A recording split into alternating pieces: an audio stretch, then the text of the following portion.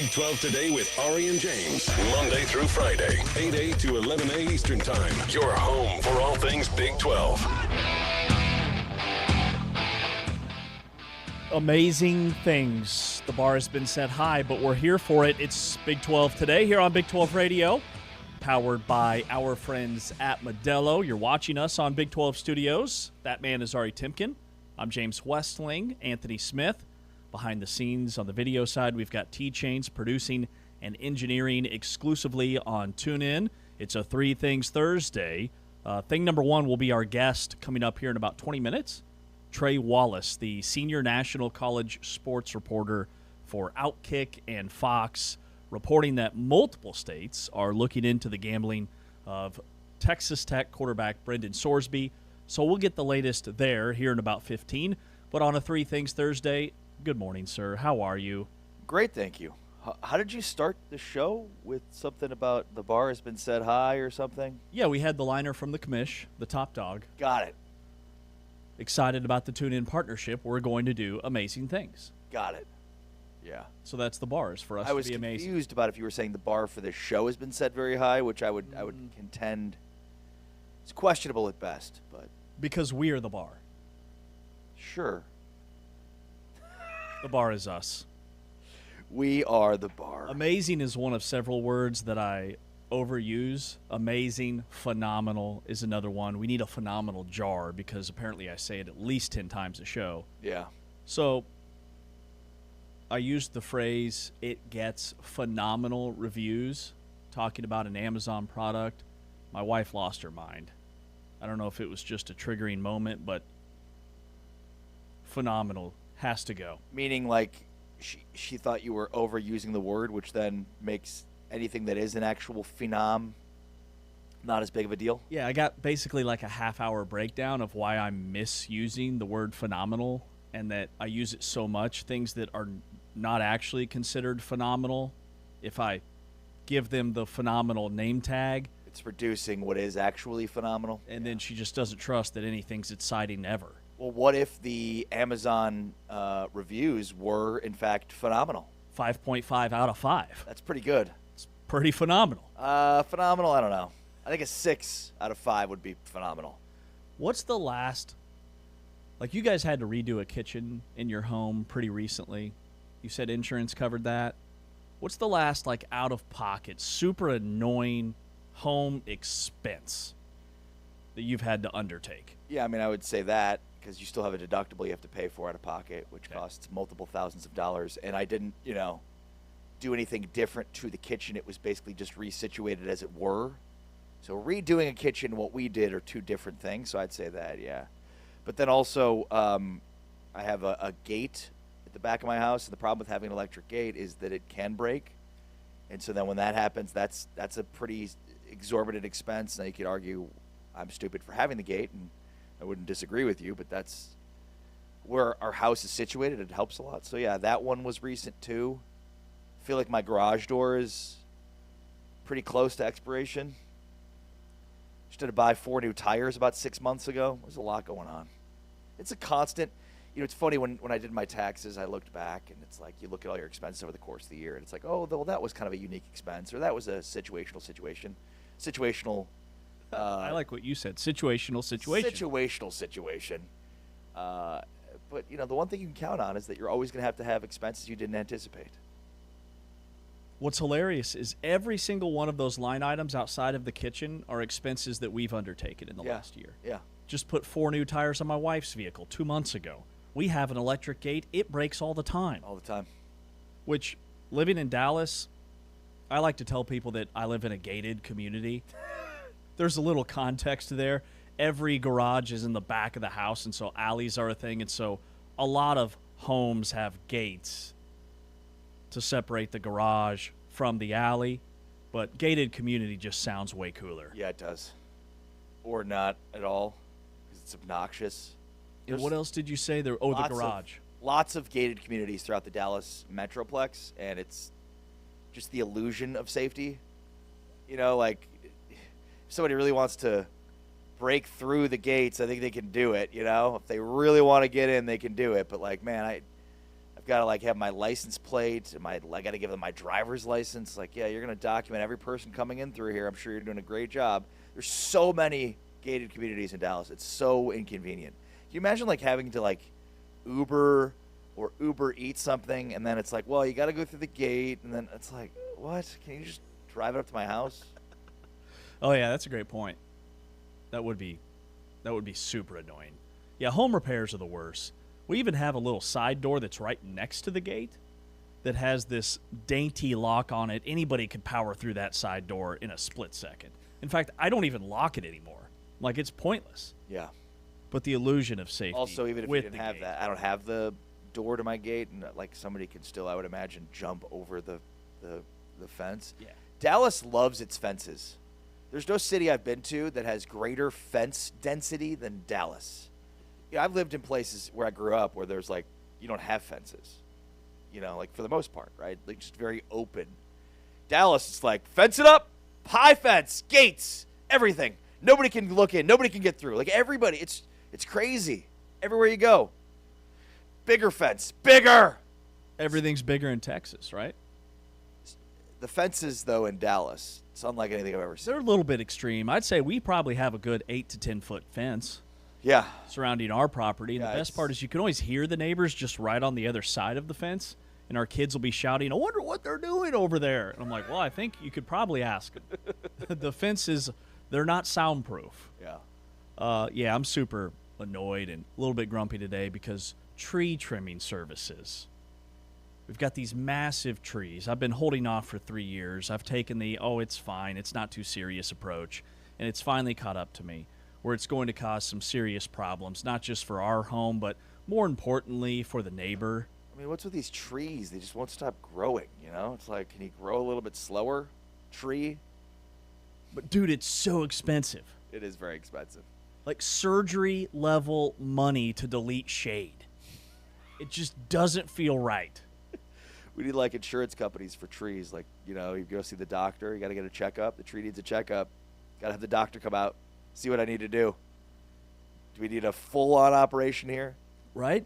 Yeah. I'm also knee-deep into the pit right now, so I'm thinking a lot about doctors and emergency medicine. Is that good? Yeah, it is. It gets 8.9 out of 10 on IMDb. My wife refuses to watch it. Why? Because she doesn't like blood and doctor stuff. It freaks her out. Well, then that's a pretty good reason not to watch it. So she shouldn't watch. There's a lot of that. I mean, she can turn away in certain parts. It's really good. It's because of Noah Wiley, I think a lot of people are like, oh, it's just like ER. It's not at all. It's totally different, and it basically, like, the entire season is one shift. So every episode is in real time. Every episode is an hour, like 24. And yeah, it's really good. And it's funny too because it kind of drops these like subtle hints of like things people will do that can lead them to the hospital that are very common. Like, oh yeah, this person nearly died because they took Xanax, or it's like things that it's almost like hinting to people in the public of like, there's a guy that had like was having a heart attack, a younger guy, because he didn't drink enough water after running like not a marathon, but what's like the triathlon, thanks. Like, he's a big athlete, and he came in, and they're like, hey, you have to drink more water. And it's just like all these things that are like little subtle hints at like people to like, you should really pay more attention to these kinds of things. So it's educational. Very educational. Yeah, all of her colleagues are saying you've got to watch The Pit. Now I have my colleagues saying you've got to watch The Pit. I'm chomping at the bit to watch The Pit. You got to. But, man, I'm really fired up about this tree trimming, especially. You can do some passive-aggressive stuff, too, like start watching it by yourself. Just, like, watch it in the family room and, like, be like, oh, did you want to – such a good show, I had to watch it. I don't know if you wanted to be included in it or not. There is usually kind of a wind-down window where she's getting settled, getting all of her snacks and things, checking her phone, where I probably could do that. That'd be a pretty good indicator. I just pop it on. Hey, I'm just going to watch. I'm going to dabble for, like, 20 minutes. See what happens. You do your thing. Let's see where it goes. See what develops. But, man, I'm mad about the tree trimming at myself because last summer, door-to-door solicitor, guy knocks on the door, my car's in the front, he knows I'm home. I open the door, he has no certification, but he has a chainsaw. And he said, for $200, I'll trim these trees. I said, that feels steep. I'm a little busy right now. Ooh. I shoot him away. Yeah. I'm spending about 6 times that now. Well, you might gotta wait for this summer when the guy comes back with his chainsaw. There's no time for that. There'll be a branch through my neighbor's window between now and then. It's storm season. Ooh. Yeah, tough deal. It's not tough good. deal. These trees, you just got to cut them down. Don't like it. Cut them at the knees. All right, before we get to Trey Wallace, our senior National College sports reporter for Outkick and Fox, on a Three Things Thursday, what's the number one thing to you today? I don't know. You put me on the spot there. Well, we have a lot of things. What's the number one thing to you today? All right, I love the college basketball portal discussion when it comes to the big men in the Big 12. Is the Big 12 lacking in quality big men in the portal compared to the other leagues? When you see Flory out, Basamba Diop, who knows where he's going to end up? I would say portal-wise, the Big 12 is guard-heavy. At what point is that a concern for the league? Well, yeah, I don't know. I haven't looked deep into it from a portal perspective, but from a recruiting perspective, I think we talked earlier this week about how the Big 12 has it's like 4 of the top 5 point guards in the incoming class. But then when you look at rivals' recruiting rankings for centers and posts, the Big 12 has 1. It's West Virginia has one of the top 10 guys. And so it's an interesting dynamic there. The Big 12 is going to have an incoming class that includes really good freshmen at the point guard position, but at center, which is we just got through talking about how it was the year of the bigs last year. Is that how significant is that? I think that's kind of just an interesting dynamic of that discussion you just talked about. Now, I don't know. Off the top of my head, we've talked a lot about transfers and what rosters look like. I don't know what the inbound, outbound situation is at posts, but certainly looks like the Big 12. And I don't know that it was like on purpose like this. It just maybe has worked out like this, where the Big 12 has, a really good young guard class coming in, point guards in particular, and maybe lacking when it comes to centers. Yeah, I would say, to me, the Big 12 isn't lacking in post players. TCU has gotten much bigger. They were the smallest power conference team in America last year. They have loaded up on their front line with Bamboye, Ryan Hunt. They have 2 7-footers. Houston has added a 7-footer who's a top 5 center. True freshman. Totally different than Chris Sinak. He is a banger. He is a Baby Shaq type kid. He is a fascinating story. So we're talking about Arafan Diane. He's a 5-star prospect, a true freshman. He's going to Houston. So he's 12 years old. He's growing up in Guinea, West Africa. He goes to a local market to buy a soccer ball. All African kids like soccer is the quote that he used. He's at the market, and there's a coach of the Guinea National Training Center that happens to be there at the same time. He looks at him and he says, "Hey kid, don't pick up a soccer ball, pick up a basketball." So he's 12 years old. That's the first time he ever touched a basketball, but he's been dubbed by FIBA Baby Shaq. Like he's not 7'1" Chris Sinak build. He is 7'1", almost 300 pounds, with a 7'4" wingspan, tree trunk legs. Scores at the rim. Shot 5 for 9 from 3 in this most recent Adidas 3 SSB or whatever they call it, their AAU circuit. 71% from the foul line, which tells me he has a nice stroke. Like, he is talented enough to be their primary big and maybe even an uptick from Sinak. Yeah, and I mean, Tyron Stokes is not a center, but obviously a power forward that can get inside. So it's not exactly a total decimation of the post play in the Big 12. It's interesting. And I wonder, too, like, there was a Sean Miller, the coach of Texas, came out earlier this week on the Field of 68, and, he basically brought up that they're pushing towards $30 million rosters. I wonder, like, it'd be very interesting to see kind of what the cost difference is, or if it's pretty close in terms of apples to apples from a standpoint of going after, freshmen versus going after portal. What's the cost difference there? How much does Flory cost relative to Tyron Stokes? Love to know that. Because I think that gives us a good sense of like what the right approach should be in terms of the portal versus high school recruiting. I'm imagining that they're pretty similar. Maybe the transfer portal players like a Flory get more because they've shown it and played at this level.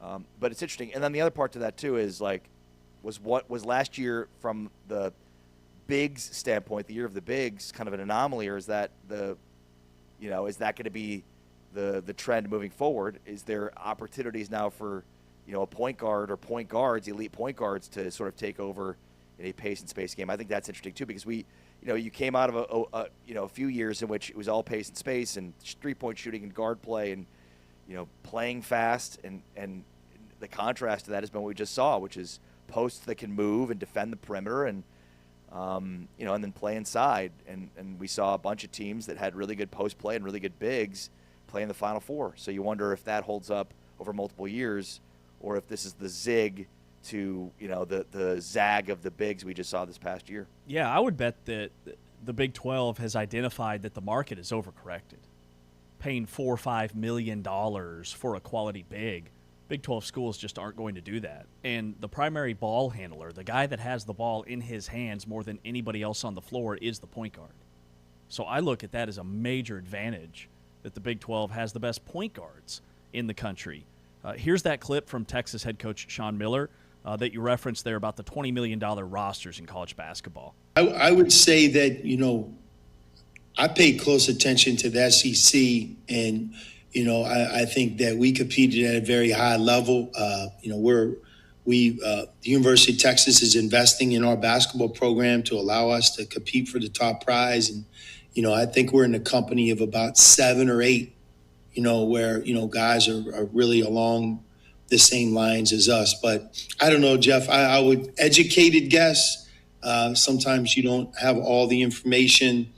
How many of 20, I would say 20 to 25. 20 to 25 programs. Over $20 million basketball rosters. Remember, the House settlement cap was $21 million. Make it make sense. Across all of your athletic department.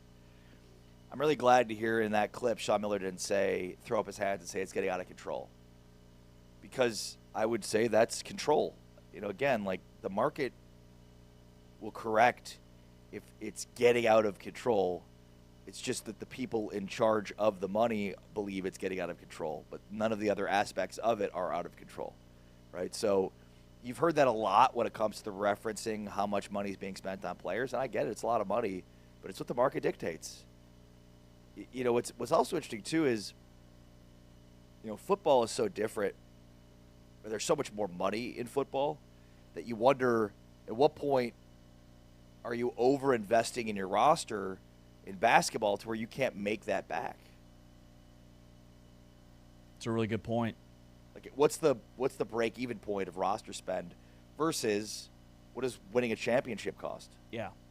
And if last year's the year of the quality big man, I would still argue in the Final Four, watching Michigan play, the guy that won them that natty was Elliot Cadeau, their point guard. Yeah. He had an outstanding tournament. So give me the Big 12 point guards. The Big 12 has 4 of the top 5 point guards in the class of 2026 in this conference, with Mingo at Baylor, Sadler at West Virginia, Kenny at Kansas, and Alizé at Houston. So Big 12's in a really good spot. All right, coming up next, we dive deep into the latest on the Brendan Sorsby situation, the Texas Tech quarterback. Multiple states are looking into the gambling of Brendan Sorsby. Trey Wallace is reporting on this, the college sports reporter for Outkick and Fox, and he joins us after the break. And then after that, we'll rank the top 5 interior offensive linemen in the Big 12 entering the season. He's Ari, I'm James. This is Big 12 Radio.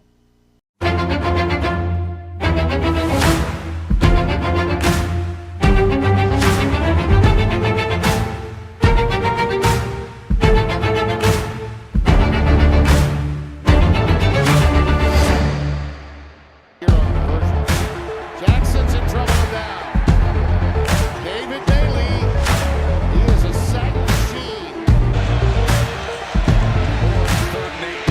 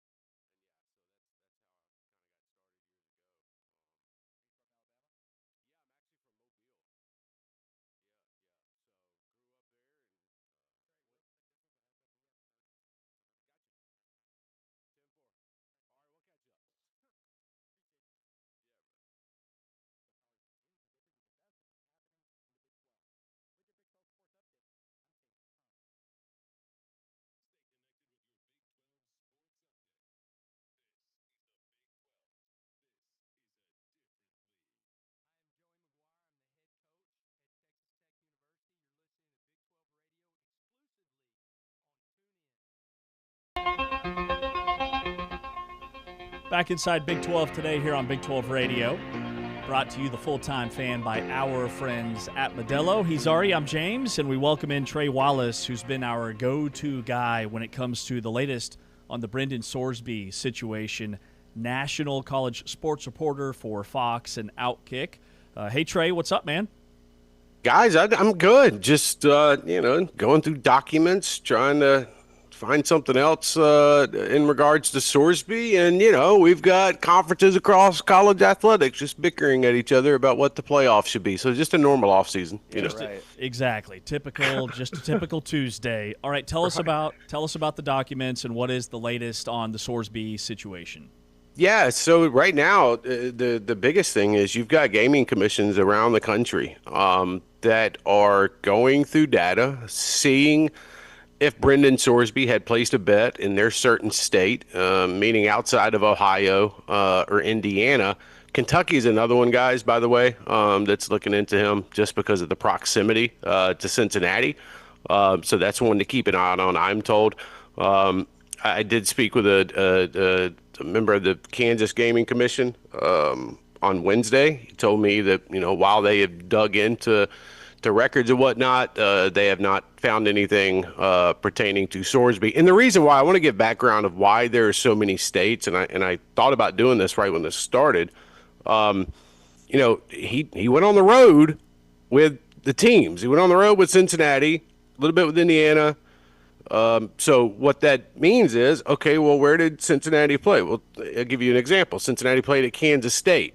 Their online betting is legal in that state. So if folks are wondering, why there are so many states, being looked at, it's because that quarterback or that person might have been in that state for 48 hours while his team was playing on the road and could place a bet. So if that were the case and he was doing it, you have to follow up on it. So while there are, multiple states that are looking into Brendan Sorsby, maybe there's only 4 of them that come up out of the 8 that maybe something that happened, but you have to check that. Hell, guys, I went back to time at Indiana. I was looking up, they went and played Rutgers. So I'm sitting here looking, all right, anything going on in New Jersey? So you just have to go down the list here. And I think where we're at right now is Attorney Jeffrey Kessler for Brendan Sorsby is trying to put together the best mitigating case he can for the NCAA to say, hey, please do not punish us with a full season of not being able to play for Texas Tech. Is there some way to lessen that? And I don't know, guys, I'll throw out, like 50% of the season, 60%, whatnot. But the more this thing goes on, and also remember the fact the NCAA cannot interview him in person because he is in a rehab facility. I am told that, yes, Brendan Sorsby is going to write a nice letter to the NCAA and explain things, but guys, obviously that's a lot different. So right now we're sitting in a spot where, like I said, Attorney Jeffrey Kessler is trying to figure out the best strategy, and he is talking with NCAA officials right now. But if need be, and the NCAA deems him ineligible, they are going to file a lawsuit, and I am fascinated to see how Jeffrey Kessler would be able to argue this, but I say that to say this, though. I don't doubt Jeffrey Kessler represented 2311 Racing against NASCAR. I'd say, folks, go look that up and see what happened there. And obviously in the House settlement versus the NCAA and plenty of other cases. So he'll have a few tricks up his sleeve. I'm curious for your opinion on this in terms of, what is certainly being reported or what you've looked into. Should he be eligible to play in college football next season? I find myself at somewhat of a crossroads with a lot of different aspects of this. Like I know, in talking with sources, that he placed bets on, Major League Baseball and UFC and, maybe once or twice on the ponies and, there's other sports. And the NCAA has a rule. Look, if we have a championship in in college athletics, you can't bet on it at the professional level. So that's why it's easy to bet on something like UFC. There's not an Ultimate Fighting Championship in the NCAA. So the part that sticks out to me, and I'll be honest with you, that I just can't get over is, the betting while a student athlete at Indiana. And I don't care, and I'm not trying to come off as some preacher here, but I don't care if you're a red shirt that only saw 2 games of action late in the fourth quarter. The difference, right or wrong. and knowing that, okay, placing a bet on my own team to win here, that's it. And the hard part is for me, I get it. Gambling, I mean, all you got to do is open up your phone and you can hop right on. You can start doing something. You can throw different names in there if you want to. I understand it, but even if it was $1 or $2 or $10, I can't get over that fact that, man, you can't be that stupid. I don't care if you're 18 or 19 years old. It's going to come back to bite you. And in this case, it had gone on for a while, obviously. There were some folks at Cincinnati that knew, but the problem was they didn't know that there was stuff tied to what potentially doing at Indiana. There's a big difference. Like if he was betting on UFC or something along those lines, okay, cool. Whatever. We'll navigate it. It wasn't enough to draw the attention of the NCAA in the last 2 years. But then all of a sudden, other stuff starts coming out. We've reported on it. The NCAA gets a tip. And then 4.5 weeks later, we're sitting here at this spot where, his time in college could already be up without playing a snap at Texas Tech. And then, there's lawsuits that are going to come with it, potentially with NIL. And I know one would come with the NCAA. So I'm fascinated by it. I think that, I'm not going to disagree with the NCAA guys if they say, hey, man, sorry, dude, you can't play. I know it was 4.5, 5 years ago, but you did this, allegedly, and we're just going to have to deem you ineligible, and then they're going to go see if a judge in Lubbock will be like, all right, well, the NCAA is somehow wrong in this. We're going to grant you an injunction, which I'm fascinated to see what that argument could be in a courtroom. But yeah, that's kind of where I'm at with this, where the punishment would fit the crime. And if people want to look down on it, I completely understand. I'm not going to act like I agree with everything, but you have to know the realities of right and wrong. Yeah, there's a lot of context. And the stuff when he was at Indiana, that's insider trading. He's part of the team. Bingo. Right. Trey Wallace is with us, senior national college sports reporter for Outkick and Fox. So, Trey, we know the NCAA can't talk to him, like you said, while he's in this treatment facility center. Mm-hmm. But how many different probes are there? Like, we've heard FBI, we've heard, the states that you alluded to. Mm-hmm. Texas Tech is doing their thing. Cincinnati's doing their thing. Like, how many different angles are approaching this? So, yeah, we'll probably just have to name them here. So, you got Indiana that's obviously going to look into this. They're going to cover their rear ends, which don't blame them. Obviously, Cincinnati is. Texas Tech is going to make sure, and it's you got living in the state of Texas and whatnot, and where that's at. Like, it's different with online gaming and who controls it. I've spoken with people and commissions in Texas, and so each state, and like I kind of mentioned earlier, each state that he went to and traveled for a game, whether that be Colorado. They're all going to look into this well. So folks out there that might not understand this, when you sign up with a team, let's just say I went and played for Baylor. Okay, when I get on the campus of Baylor, what they're also going to do, a lot of these schools and these conferences have agreements with these companies that essentially look at betting integrity. So you're going to sign up for this. You're going to put your social in there, your date of birth, and your name. And that company, that third-party company, is going to be able to track you. And if you place a bet, it's going to pop up. Like, that technology is really good nowadays. I know folks are using ChatGPT a lot, probably, and AI. So they can follow you and track you. So the biggest thing here, the way that I look at it is you have to think about how many different spots he potentially went to. And was that on vacation? State of Florida, they have Hard Rock bets down there. There's prediction markets. Like, that's the other thing too, the unregulated markets right now. I didn't realize this, guys. I took a trip back home to Alabama last week to see some family. Well, I was under the impression that FanDuel and all these other apps, that it was illegal. So I didn't even pop on the phone and try to, place a $5 bet on a baseball game if I felt like it. Well, I just went on the app one day, and all of a sudden I was like, wait a minute, how am I able to place a bet right now? Well, it turns out it was the prediction market side. And I'm like, whoa, wait a second. Wow. So they found a loophole in the state of Alabama, which however they did it. My home state is weird. We don't even have the lottery right now, which I think is stupid, but that just goes with the times. But I could place a bet on the prediction side of it. So to me, I'm like, okay, well, how many other states is this going on and being able, it's unregulated. So again, I bring this back to Sorsby, is that's why this thing will go so deep. And that's why the state of Indiana and the state of Ohio and others aren't providing us information right now, as in reporters, when we FOIA, when we request all of this, because they say it's against state laws and privacy and federal laws. So there's a lot of different components to this.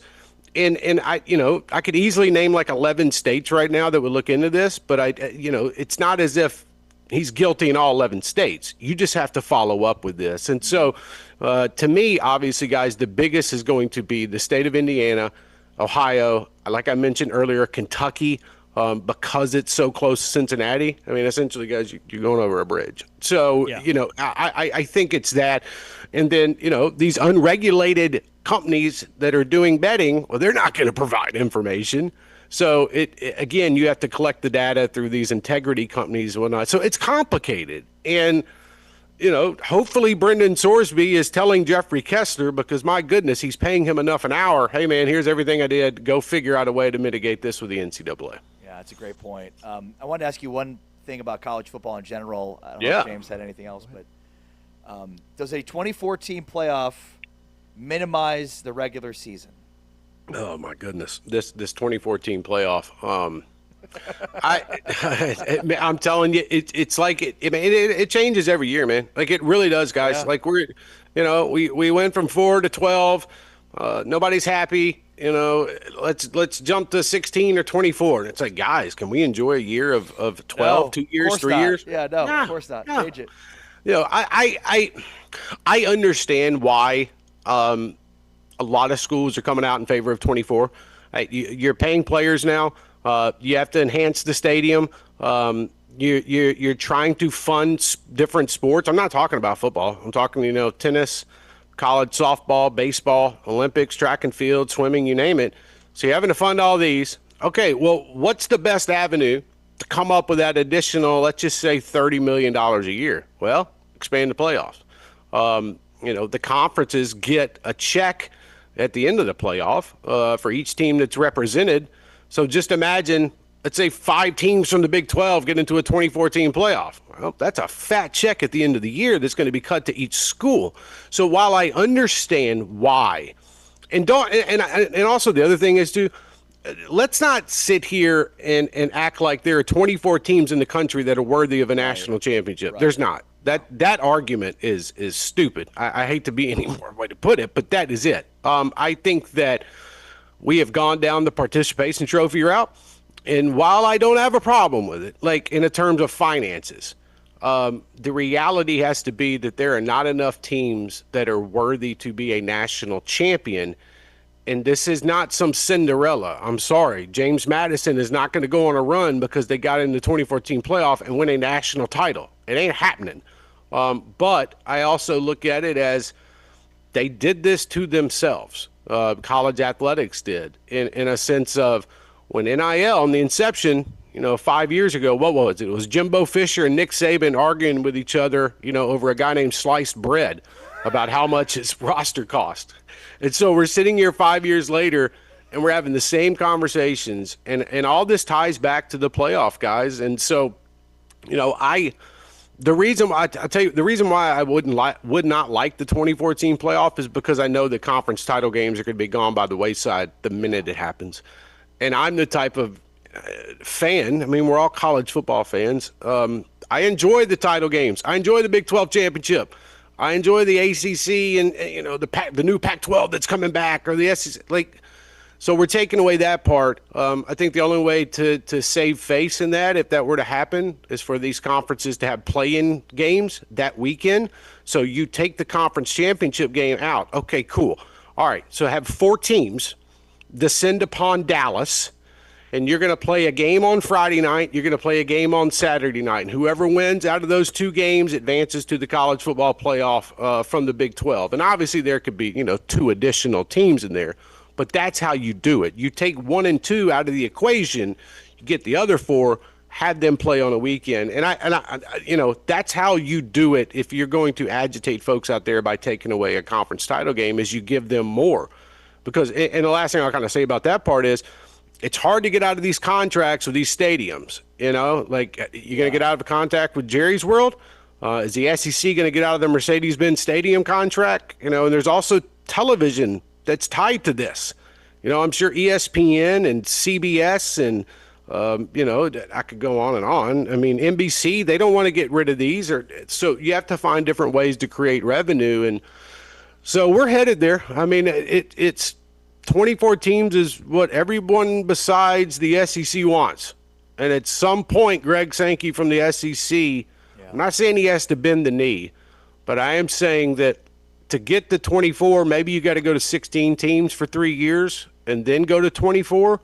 But the final landing spot has to be that, and it just feels like that's where we're going because of the revenue that they have to generate. Yeah, totally agree. Good stuff, man. Trey Wallace, national college sports reporter for Outkick and Fox, joining us here on Big 12 today. Really entertaining, Trey. Hope to have you again soon. We've got to make you a regular, man. This was pristine. I look forward to it, guys. Anytime y'all need me, give me a call. It never stops in college athletics. Y'all know that. Well said. All right, we'll see you. Coming up Thank you, next, guys. After the break on Big 12 today on Big 12 Radio, we power rank, or rank, I should say, our top 5 players at each position this series, powered by Modelo. Today we look at the top 5 interior offensive linemen in the Big 12 Conference entering the college football season. He's Ari, I'm James. This is Big 12 Radio, exclusively on TuneIn, watched on Big 12 Studios. Out to the edge and going nowhere. Logan Fano shows up again, this time in the run game to make it a 3rd down and long. Right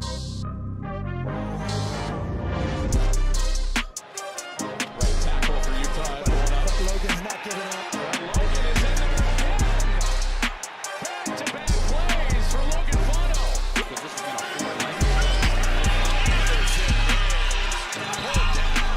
Fano rips into the deck. Another toss. Shaw can't get past Fano. It's going to bring up 3rd down. 5-man front. Caden Salter be ready for pressure. Again, here it comes, and there it goes. Another sack. Fano, Leia in a race to the quarterback, sandwich Salter down. Getting a lot of shots at offensive line. Pressure comes, picked up at least for a moment. Now Sims trying to get to the corner, and he sort of did. Iowa State back in Boulder 2 weeks ago. Salter pressure, gets rid of it, and heaves it out of bounds. His running back Micah Welch was in the area, but it's pick your poison up front. Logan Fano applies it against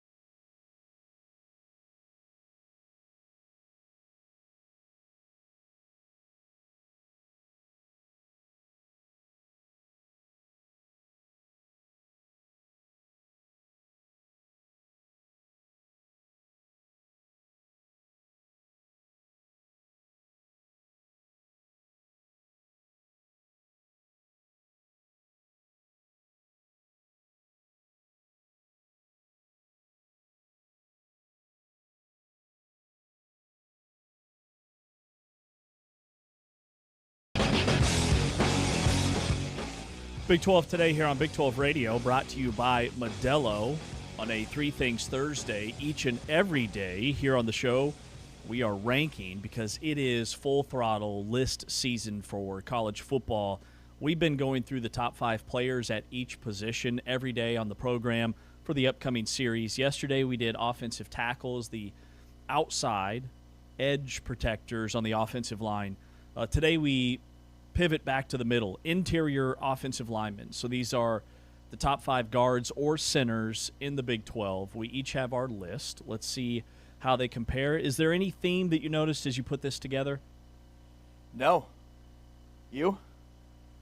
A lot of experience, I would say, on the interior compared to the tackle position. With that said, there's still a lot of turnover, as there is in every conference. But I felt like in terms of guys coming back that were all league or honorable mention, definitely more on the inside than there were on the outside. Yeah, I agree with that. Yeah. All right, you've got the floor. Number 5, who do you have?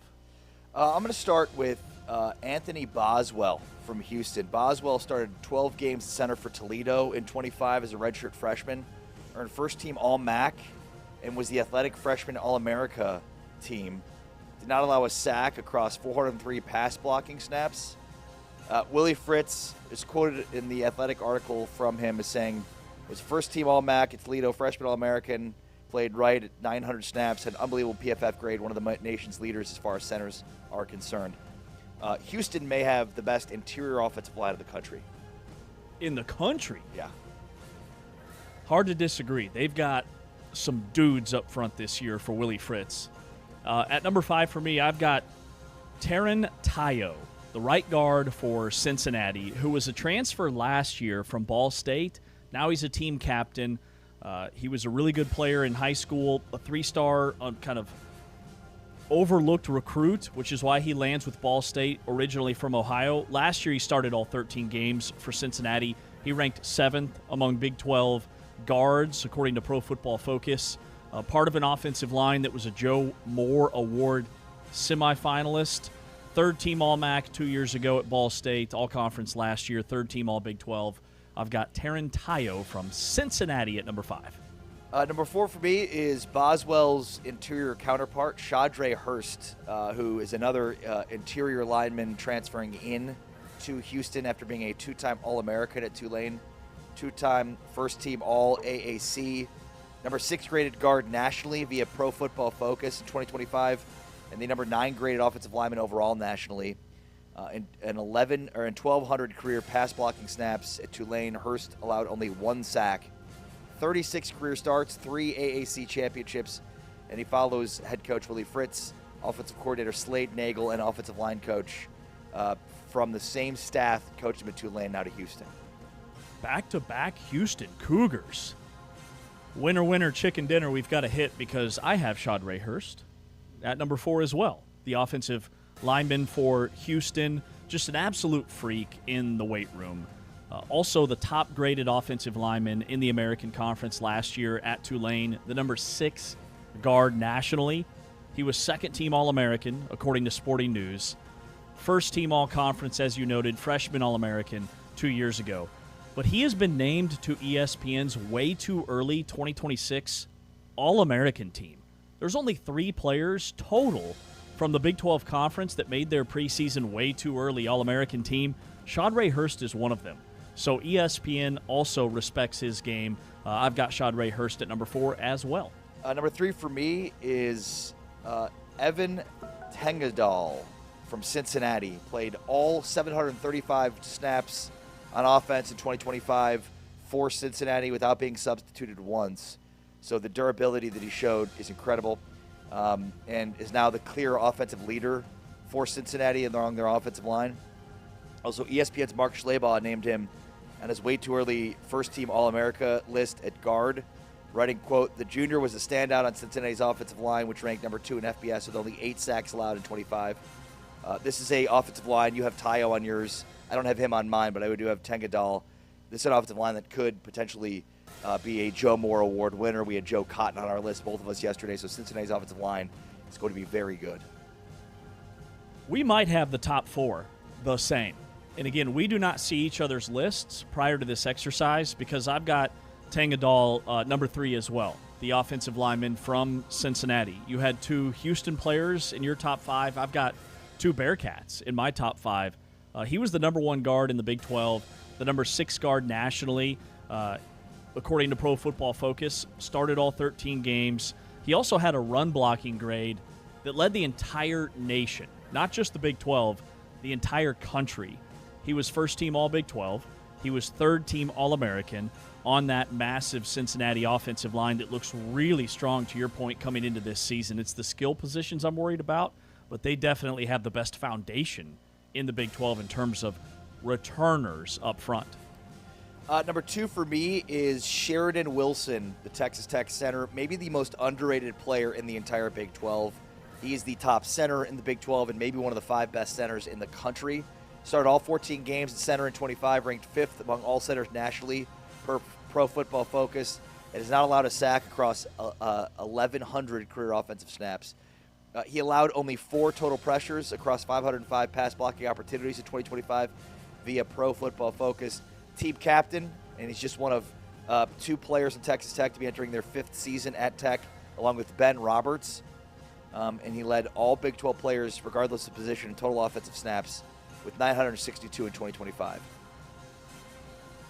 I also have Sheridan Wilson at number 2 in this narrative that Texas Tech buys their roster. They only get portal guys.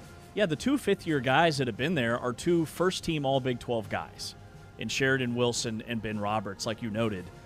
He earned the job back in 2024. He has started every game since. He's not allowed a single sack back-to-back years. Only 4 pressures, even pressures allowed, in over 500 passing snaps. He's one of only 2 power conference centers in the country to have those pressure numbers, considering how much he was on the field.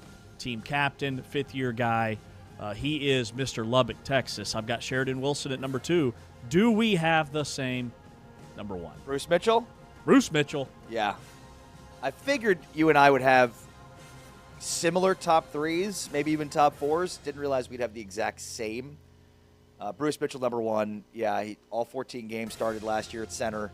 And I think for as much turnover as there is along the BYU offensive line and question marks, to have that consistency at center is going to be huge for a team that, again, has some question marks along its offensive line. But he's on the Remington Trophy watch list, all first-team All-Big 12. I mean, how can you not have the first-team All-Big 12 center back in your top 5 interior offensive line grouping? Defensive tackle for BYU, Keanu Tanavaso, called him the best offensive lineman in the country. And he goes up against him every day in practice, so he would know. BYU ranked 13th nationally in sacks allowed and averaged 178 rushing yards per game, a line that he anchored. So Bruce Mitchell, for me, an absolute beast in the middle, number 1. First team All Big 12 last year alongside a bunch of dudes who are going to be playing in the NFL this season. He is the only returner in this conference on the offensive line that were first team All Big 12 last year. He is the anchor, not just for BYU, but for the entire league. Really interesting story. So he actually spent his first 2 seasons at BYU as a defensive lineman. Served his mission in Seattle before he joined the team. So he goes from a backup defensive lineman to an All-American center 2 years later. 6th highest graded center in the country. First team All-American, first team All Big 12. You just write his name in with a Sharpie in terms of All Big 12 guys. But our lists look almost identical. 1 through 4, the exact same. Anybody we miss who was just outside your top 5? Well, yeah, I mean, and the guy you had at number 5 was basically my number 6, and Taron Tayo, who, again, stepped in last year and was phenomenal, along with Joe Cotton, 2 guys they added on the offensive line last year at Cincinnati that became immediate impact players. There's also Davion Carter, the right guard for Texas Tech, redshirt senior, another guy that's been around the block at Tech, and is one of the best pass blocking guards in the Big 12. There's also a true freshman for BYU as an interior lineman, 6'4", 305 pounds, Bat Mulatalo. So he's projected to potentially compete for a interior lineman spot for BYU. Noah McKinney transfers from Oklahoma State to TCU as an interior lineman, redshirt sophomore. another guy that might have been on the list. And then there's Kyle Safarczyk, the right guard for BYU, a senior. You know, again, BYU's got some holes to fill in terms of tackles and guys that need to step up. Gentry is coming off an injury. He's on your top 5 list, but I've reserved him to, wait and see. But I think they've got in the interior, some really good players back. And Safarczyk was a guy that nearly made my list. Top 3 offensive lines in the Big 12. Not necessarily in this order, but it's got to be BYU, Texas Tech, and Cincinnati. Cincinnati has 3 starters coming back, 3 guys that were all league. Jordan Church, the Louisville transfer for Texas Tech, would have been the only guy that you didn't mention there that was just on the outside looking in. Like, he played in all 13 games at Louisville, but he only started 4. But NFL scouts love his pedigree, which is why Texas Tech pursued him in the way that they did. And Joey McGuire has already said he's going to be the starting right guard next to Sheridan Wilson. He was at FAU before Louisville, started all 12 games there. So, I mean, he comes to Texas Tech with like almost 30 starts under his belt. But can he had a pretty good Pro Football Focus grade, but can he take the next step in Lubbock? That's what Joey McGuire and the Red Raiders are banking on. Brad Crawford is the college football writer for CBS Sports. He has the latest breaking news on the potential 2014 playoff that's in discussion. He will join us after the break before we play a little Let's Get It On. He's Ari, I'm James. This is Big 12 Radio. Touchdown, Trigg!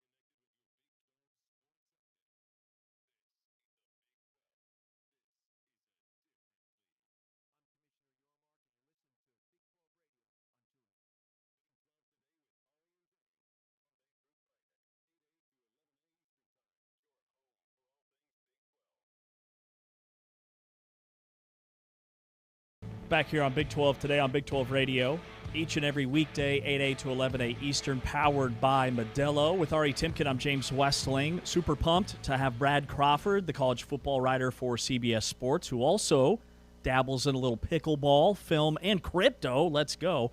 Hey, Brad, good morning. Hey, good to see you guys, man. We appreciate your time, number one. There's a lot to unpack with the momentum towards a 2014 playoff with the coaches, but then there's also calendar changes. You've got to figure out something with the conference title games. You've got Army-Navy locked into a certain Saturday every season. So break it down for us. What is the latest? Yeah, major changes expected, at least in 2027, I would say. Obviously, the Big Ten and SEC right now, fellas, are the two conferences that are kind of going head-to-head on this expanded playoff. AFCA coaches, though, however, they almost voted unanimously to expand this thing to 24 teams. And we're at 12 right now. The SEC has long been a fan of 16. The Big Ten obviously wants 24. And I think if we do expand this playoff to 24 teams, the only way it's going to work out for the SEC and Big Ten is if you see maybe one auto bid from the G6 and then 23 at-large selections from the CFP committee. That way you have a ton of Big Ten and SEC teams in that 24-team bracket. But, you know, getting the calendar changes, Dan Lanning has said he wants to see the season end January 1st. Ryan Day wants it to end before the singular transfer portal window opens in January. And I think a lot of coaches share that same sentiment. You know, there's been a lot of discussion around this on how much the 2014 playoff would reduce the regular season. Brad, what's your opinion on that? I don't like the idea of ending conference championship weekend, but I think it's a necessity if you add 12 more games to the postseason and a whole nother round of playoff action. You would have, instead of 4 teams getting byes, obviously you'd have 8, and then you'd have 16 teams that are playing during conference championship weekend to kind of start the CFP bracket. I know there's been financial feasibility surveys from all these major conferences and commissioners. Right now, Conference Championship Weekend in the Big Ten and SEC is a huge moneymaker. Those are two of the most watched regular season games every year in college football. The major issue is if you add another round of playoff games, they see that as more money.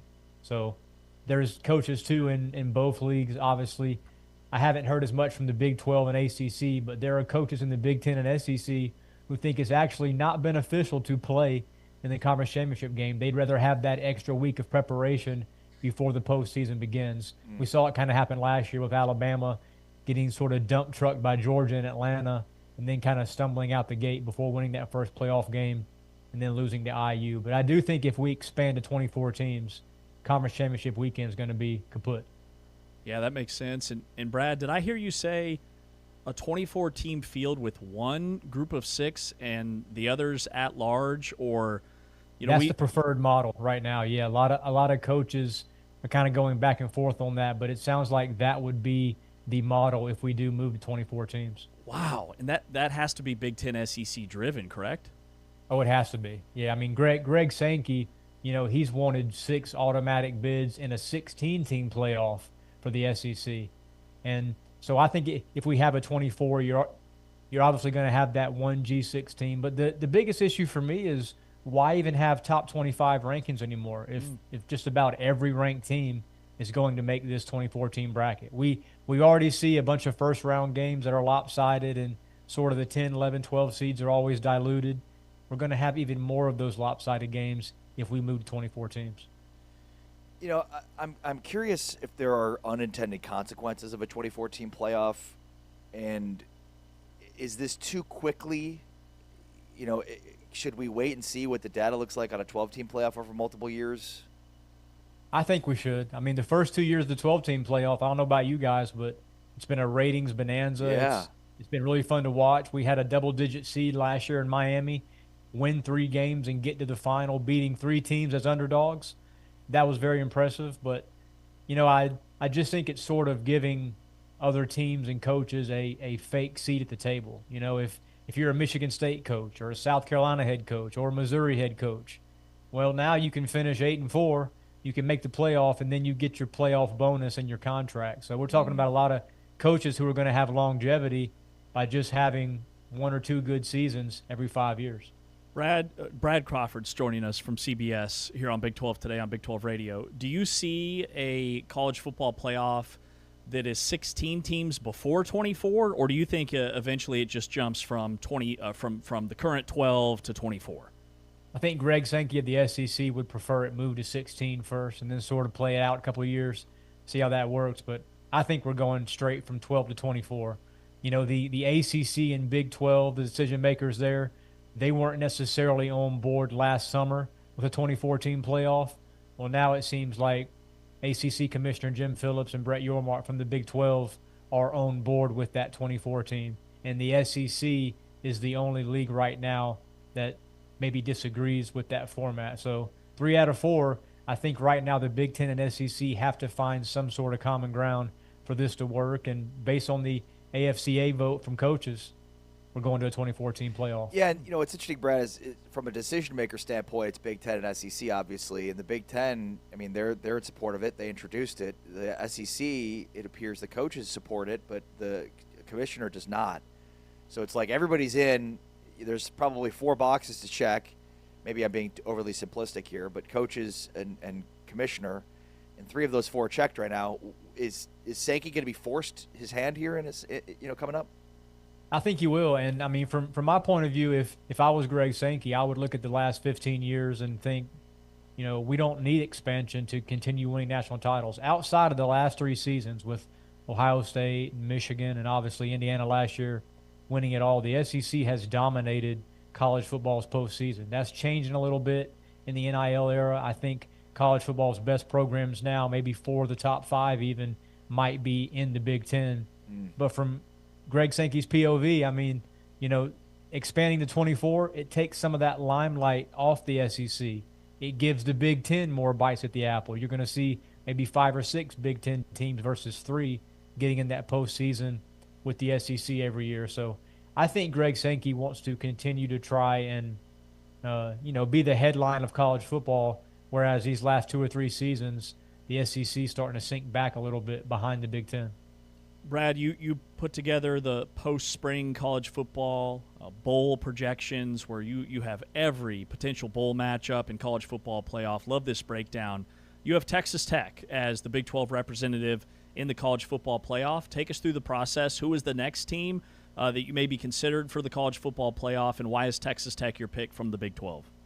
Yeah, I think I had Texas Tech as my 7 seed. They were initially a unbeaten projection inside my top 4 back in February, but with this Brendan Sorsby availability issue, we don't know what's going to happen. Is he going to suit up? If not, is Will Hammond fully healthy? He's looked pretty good from these videos I've seen on X here recently, throwing the football at these camps. But Texas Tech is still the front runner to me. They reloaded in the portal, especially up front on the defensive line. When you lose 3 or 4 draft picks, your top pass rushers, you've got to buy guys there. They've got 2 really good studs from Kansas State that I think should fill in. Obviously, Texas Tech's run game is going to be very good too. But if there's some other teams, Houston is a top 20 team in my opinion. I've got Houston number 19 in my preseason, post-spring, top 25. I think Willie Fritz did a good job in the portal. And then, arguably he has the best quarterback room in college football. Nobody's talking about it. Keyshawn Henderson is the top player in the 2026 cycle, and he's behind Connor Weigman, returning starter at quarterback. So I like Houston a lot. Maybe I'm buying the stock price high on the Cougars after winning 10 games last year. But Willie Fritz is a guy that, has done it at multiple programs, and I think he can continue to win big at Houston here the next few seasons. What is it going to take for the Big 12 to get multiple teams into the playoff? I think it's going to take multiple 11-plus win teams. We saw last season BYU's 2 losses were to Texas Tech, and they were one of the first teams out. Miami, Notre Dame, BYU kind of fighting for that spot. It does help BYU. They play Notre Dame this season. BYU's another team that if they can get one of those signature non-conference wins against Notre Dame, then maybe they could lose a regular season game in the Big 12. I don't think BYU plays Texas Tech during the regular season, so that could be an issue there where if BYU's first or second loss maybe comes in that Big 12 championship game, if one of those 10 wins during the regular season comes against Notre Dame, the CFP committee likes that. But I think right now the Big 12 is still a one-bid league because of the strengths right now within the Big Ten and SEC. And you're spot on, Brad. BYU and Texas Tech do not play this year in the regular season. What would the perception be of the Big 12, or how would it impact the perception of the league if, let's say, BYU did beat Notre Dame? I think it would be huge. I mean, we saw all the analytics last year were sort of not favoring BYU despite it being one of the most elite, consistent teams all season. If you watch BYU play last year, and they were dominant on both sides of the football, very disciplined football team under Keilani Sitake. I mean, the main reason Penn State wanted to swipe that head coach is because of how BYU has looked these last couple of seasons. A very consistent program. I think it'll take more of that this year. BYU playing against Notre Dame is huge. Oklahoma State even has a game against Oregon in the non-conference. Oklahoma State lost by 65 points to the Ducks last year. They make that game respectable and maybe get to 10 wins in the Big 12 under a new head coach, then perhaps the Cowboys are a dark horse team. That's one team, Oklahoma State, that I think is going to be the most improved program in college football. I mean, I know right now there's nowhere to go but up for the Cowboys, but we're talking about a completely overhauled roster and, sort of using the same recipe Kirk Cignetti had in Indiana, where you have a first-year coach bringing a lot of his North Texas guys, studs, by the way, to Stillwater. That's a really good point. Man, Mestamaker, Caleb Hawkins, Wyatt Young, and it's not just the North Texas guys. Like, they've done really well in the portal outside of that as well. Brad, I also want to note you have an elite helmet game. Like, you've got some sick lids back there behind you. We'll get you some more Big 12 schools in the mix, but what's your favorite? Favorite helmet is probably Coastal Carolina, man. Yeah. I'm digging the ultra-violent teal there, and I know they have the teal turf in Myrtle Beach. I'm only about 90 miles from Myrtle Beach, so it's kind of my home state team. Awesome, man. Great stuff. Thanks for your time, Brad. Appreciate it, and we hope to have you on again. Thanks, fellas. Brad Crawford, college football writer for CBS Sports, has the latest on the college football playoff expansion, how the coaches feel about it, a breakdown of the calendar, also put together a really in-depth piece projecting each and every bowl game, including the college football playoff where he has Texas Tech. Says it'll take multiple 11-win teams to get multiple bids to the college football playoff for the Big 12. You think that's going to happen? I think it could. He makes some really spot-on points with the non-conference stuff. BYU against Notre Dame is massive for the league. If BYU wins that game, it changes everything in terms of how many wins those teams need. If Oklahoma State somehow even hangs with Oregon based off of how last year went, that changes everything. And then Arizona State has a huge non-conference game at Texas A&M. Those are the big three. Any of those three go the Big 12's way, and I think the league outlook looks very different. It improves everybody's strength of schedule in the aggregate if you can steal one of those. And remember, the Big 12 had that opportunity this past year, just didn't pull through. I mean, there were some big-time non-conference games, Cincinnati, Nebraska to open up the season, a few others that Colorado, Georgia Tech. Yeah, Baylor, Auburn just did not go the way of the Big 12. And Missouri, Kansas. And last year, the non-conference record against the other power conferences was better than it was the year before. But to your point, the next step is knocking off one of the big dogs in the non-conference. All right, coming up next here on Big 12 Today, we play a little Let's Get It On. We've got topics, we debate, before Brett McMurphy, college football insider with On3, will join us to talk about his post-spring bowl projections and much, much more. Let's get it on after this on Big 12 Radio, brought to you by Modelo, exclusively on TuneIn. Down, Vittori scrambling and gets dropped in the backfield. Najee Kelly. Sets up first down and back for Cincinnati from the 8. Quarterback draw with Sorsby, and he gets swallowed up immediately. Najee Kelly atones for Muscle. But he stays on side, right? He's not jumping off side. He's doing a good job in the passing game. First down, Andrew Paul on his first carry. Swallowed at the line of scrimmage.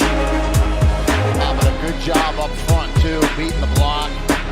55, John Walker. Editor. Oh, look out.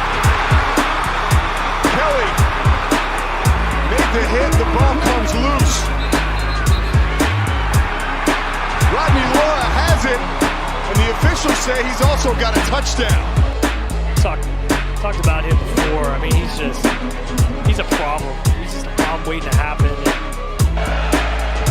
Steps up. Scooped up. It's going to be a quick 6. Make plays. Here's Kelly Lawson right in the middle. He bluffs up and then drops back. So that when the defensive end knocks that ball out of the quarterback's hands, it's almost like a blocked kick. Daniels will give to Williams, and Williams denied. Najee Kelly, the former Miami Hurricane, coming up with a stop. Nowhere for the running back to go, but Kelly at the top of the screen, number 9, just slips through.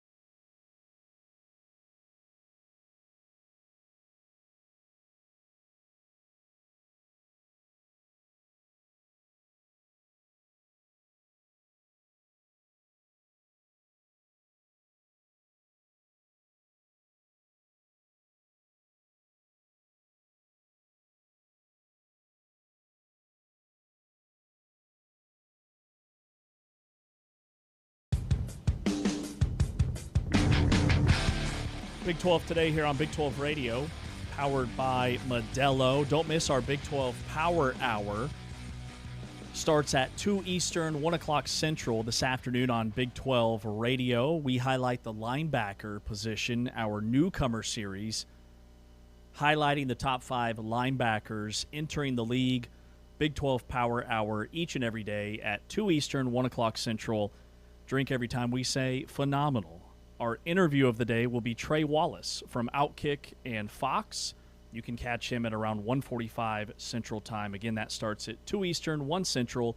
Linebackers, the position today, part of our newcomer series. We are less than 20 minutes away from chatting with Brett McMurphy, college football insider with On3. He has his post-spring college football bowl projections, full list of matchups.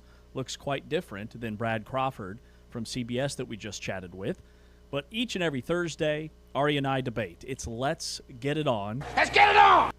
Taman has the topics. We take one side of the ledger. The other has to take the other. So where do we begin today, fellas? All right, guys. Topic numero uno. We've been talking a lot about the college football playoffs. So would a 2014 playoff negatively impact the regular season? Yes or no? Ari? Yes. Yes. There's not really even a counter argument here. You know, in a BCS national championship or a 4-team playoff, if you lost a game, you were out. That's it. Regular season mattered a ton. The idea here where there's more impactful games is completely diminishing the importance that regular season games used to have. It's the old joke we used to make when I hosted Cowboys pre and post, which is it's a must-win game even when it wasn't a must-win game, because we come up with these must-win scenarios for teams despite many more opportunities to get into the playoffs. And the NFL doesn't have as many playoff teams. So with more playoff teams, with more access, yeah, you can lose multiple times and still get in. We're going to have 3-4 loss teams get into the playoff. You're telling me that makes the regular season more important? It's ridiculous. It's a lot of losses for teams that could be playing in the postseason. So if I'm making the case that it won't diminish the regular season, man, I hate the idea of one group of 6 automatic bid and 23 at-large bids. Like, no go. We need automatic bids if we're going to be expanding for the Big 12. So the only case I can come up with is conference title games will be eliminated. So I think the discussion could potentially shift from who gets in the field, especially if you have 23 at-large bids. That's the only counter argument that I can make, is that each and every regular season game is must-win if you want to be one of the 23 at-large bids in a 24-team field. So an 8-4 team or a 7-3 team playing in the month of November, those are the type of games that will dictate who gets in the field and who doesn't. So let's take BYU and Utah this past year. Yeah, they'd both be in a 24-team field based off this past season, but there are years where they'd be on the cut line. If they're playing each other, that rivalry, maybe the schedule pivots to where you have even more rivalry games late in the year to magnify the interest in the regular season. It would look very different. You're right. 11-1 and 11-1s wouldn't exist in terms of those games mattering. It would be more the 7-3s and 7-3s. Well, and you know, I mean, think about how reductive this is. If they're getting rid of a conference championship and you've got these balloon conference that are 16, 18 teams, how are you supposed to decide who the conference champ is? I mean, that is the essence of reducing the regular season. Basically saying, like, no, conference championship doesn't even matter. We're not even going to name a conference champion unless we have some convoluted tiebreakers that will help to create that, which we already have now. At least we have a game to play it. But like, exactly. Basically, you're saying, like, no, nothing matters except winning a college football playoff national championship, because we don't even have a conference champion to name a conference champion. It's ridiculous. And the tiebreaker scenarios that we've seen right here in this conference, and the Big 12 isn't alone. This is happening in the Big 10 and the SEC and even the ACC. Miami, who played in the weakest power conference this season, did not play in their conference championship game and made the national championship. So it's already happening. This would just muddy those waters even more. The idea that I can get behind very much so is the idea of a play-in game, like a play-in tournament format within the individual conferences. Let that determine who gets in, whatever the number is, for the college football playoff. That would be really exciting. All right, topic number 2. We're shifting over to the softball diamond because today the Big 12 softball tournament starts today. So my question for you guys is that Arizona and Oklahoma State both finished with the same Big 12 regular season record. So if they were to meet in a potential semifinal, who would win, Oklahoma State or Arizona? Ooh. Well, I would say whoever wins is going to have a tall order against Texas Tech because they've shut out every single Big 12 softball tournament opponent the last 2 years. But I lean Oklahoma State. I look at who's trending up, who's hot entering this tournament. Oklahoma State, they won last time out. Arizona's lost 2 in a row. Also, the other thing that stands out is Arizona's been dominant at home. They're 26-4 in Tucson. They have really struggled on the road or neutral site games, whereas Oklahoma State, they've played 13 neutral site games. They played in a bunch of non-conference tournaments in the preseason to get them ready for the postseason, and they went 11-2. So Oklahoma State wasn't near as good at home, but they've been fantastic on the road. Arizona's won 26 of 30 at home, but they've been a completely different team outside of Tucson. Yeah, great point about home and road splits, but Arizona has the best player in the Big 12, Sydney Stewart, who was the Big 12 Player of the Year and batting champion for the second straight year. She led the Big 12 with batting average at .490 in conference play, plus OBP, slugging, RBIs, and home runs. So she's an absolute beast at the plate and very difficult to get out, which I think plays into the hands of Ruby Malin, Oklahoma State's best player. I'd take the hitter over the pitcher in that situation. Arizona and Texas Tech tied for the most all-conference selections with 7 apiece compared to just 2 for Oklahoma State. So Arizona is deeper, has more stars. Arizona will win that. All right, topic number 3. We're going back to the football field. So I think this next topic is, Jeffrey Kessler is a, whiz to some degree. So my question is regarding Brendan Sorsby. Will Brendan Sorsby start more than 4 games for Texas Tech this season? More than 4. We are setting the over-under at a hard 4. Your thoughts? Is there a better number? 4's fine. 1? I'm a big fan of 3.5, 2, 4.5. 3.5? 4's good. I'm going to take yes here. Jeffrey Kessler doesn't lose, especially when it comes to antitrust laws against the NCAA.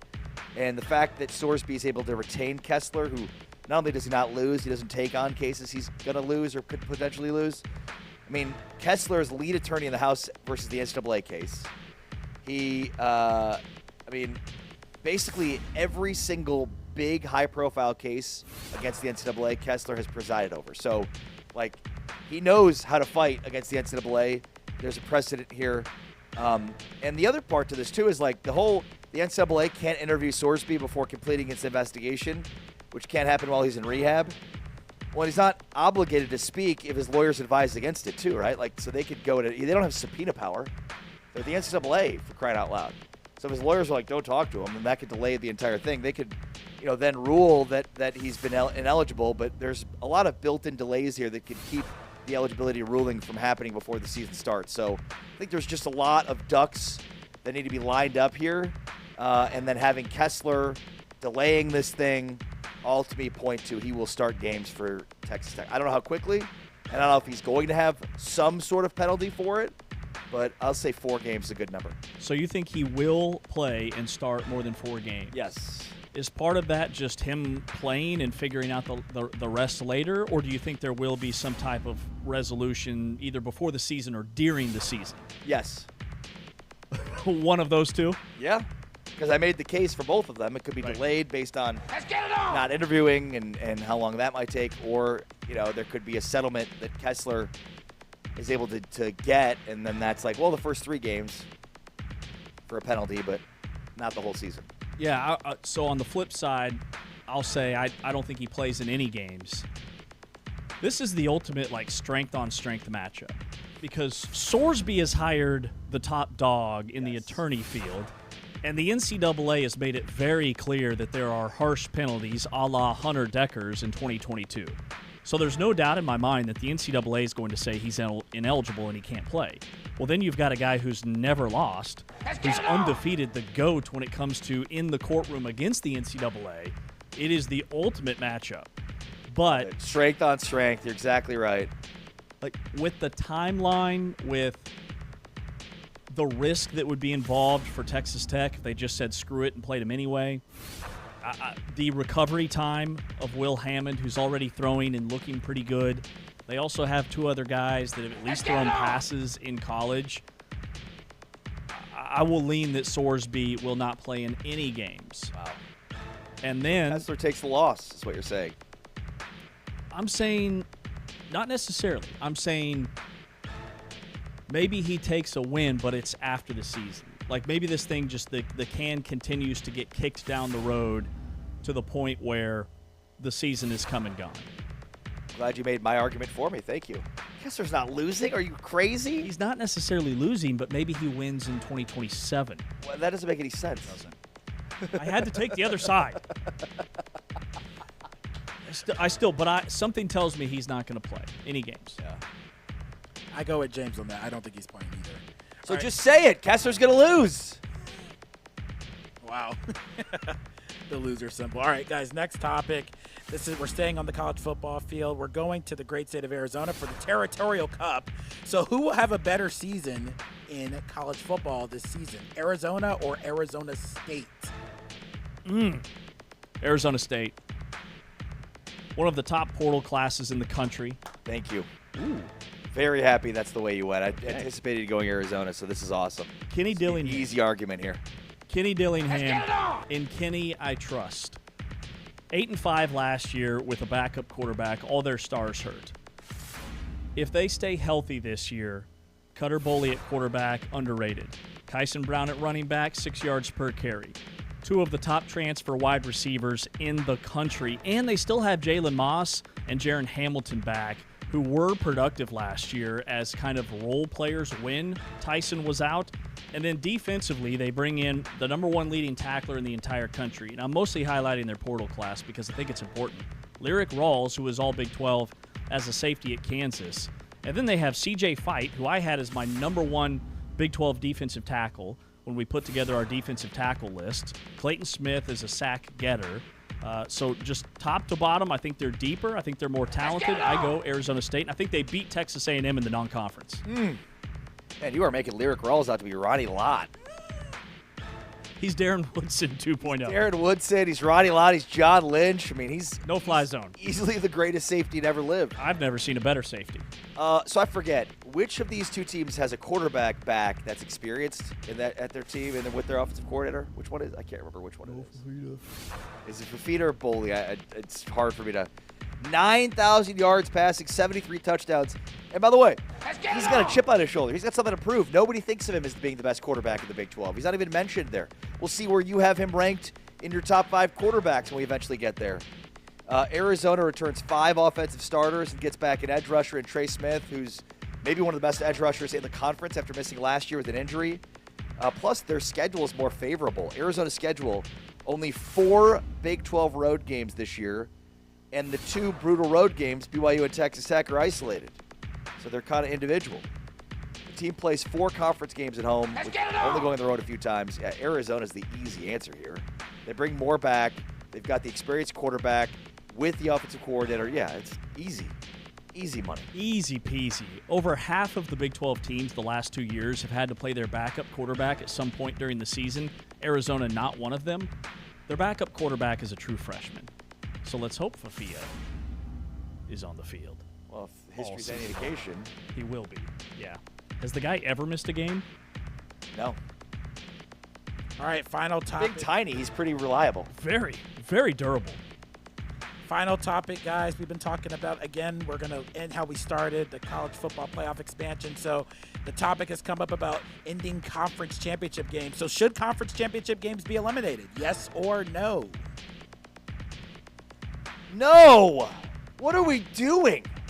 Like, you know, it's funny because college football was the one unique sport that we had in America. And I'm not arguing for a BCS National Championship 2-team playoff or even a 4-team playoff. But it was just a unique playoff system that was unlike anything else in America and had a greater impact on the regular season, and winning your conference meant a lot.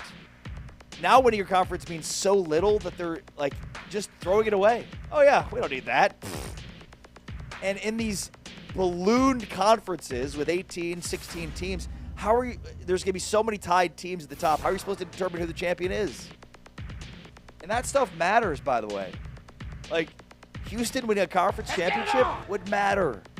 Iowa State winning a conference championship, that stuff matters. And we're just throwing it out. Just throw the baby out with the bathwater here. There's also like hundreds of millions of dollars that leagues get for hosting these conference championship games, and maybe fans don't care about that, but it feels like that's not easily replaceable money. They're identifiable, standalone marquee events. And the Big 12 championship game is a huge deal. It draws a huge audience. It's a great advertising, marketing opportunity for the Big 12. No, they should not be getting rid of conference championship games. Just throwing them away. Oh, we don't need that anymore. Look at us in our big, bad 2014 playoff.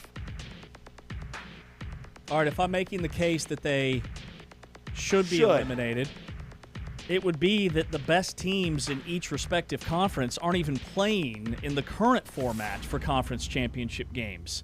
Exhibit A, Miami. You had a Duke-Virginia ACC conference championship game. Miami's not in it. They're in the college football playoff. They play for the Natty. SEC conference championship games, Big Ten, they don't matter. Those teams are in. In the Big 12, it does matter. But if we're playing a 24-team tournament, the Big 12 has multiple teams in, and then it's obsolete. So that would be my case that conference championship games should be eliminated. Personally, I'd rather see a play-in tournament. We've got tournaments in basketball, conference tournaments. These conferences, the conference championship games meaned more when conferences were 10, 11, 12 teams. But now that they've ballooned to 17, 18, 19, give me a little bit of a tournament format to determine who the actual conference champion is, because I don't think the current format for any conference identifies 1,000% who it is. Yeah, 12-team playoff with play-in tournaments I think would be fantastic. That's my pick, too. Yeah. Brett McMurphy, we'll ask him, College Football Insider with On3. After the break, he's got his post-spring college football bowl projections, full list of all the matchups. Brett McMurphy after the timeout. This is Big 12 Today on Big 12 Radio, brought to you, the Full-Time Fan, by Modelo. Wickman look in that direction, and it's picked off. UCF with the interception. It's Philip Dunham out past the 45.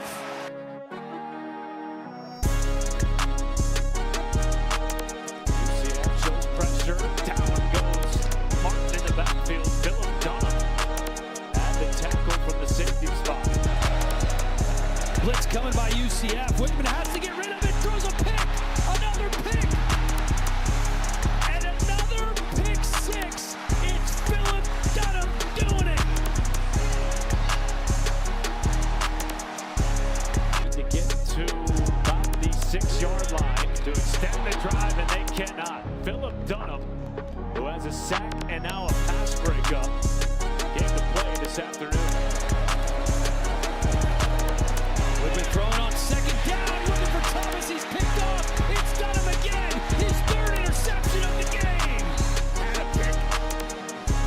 First quarter and a pick six.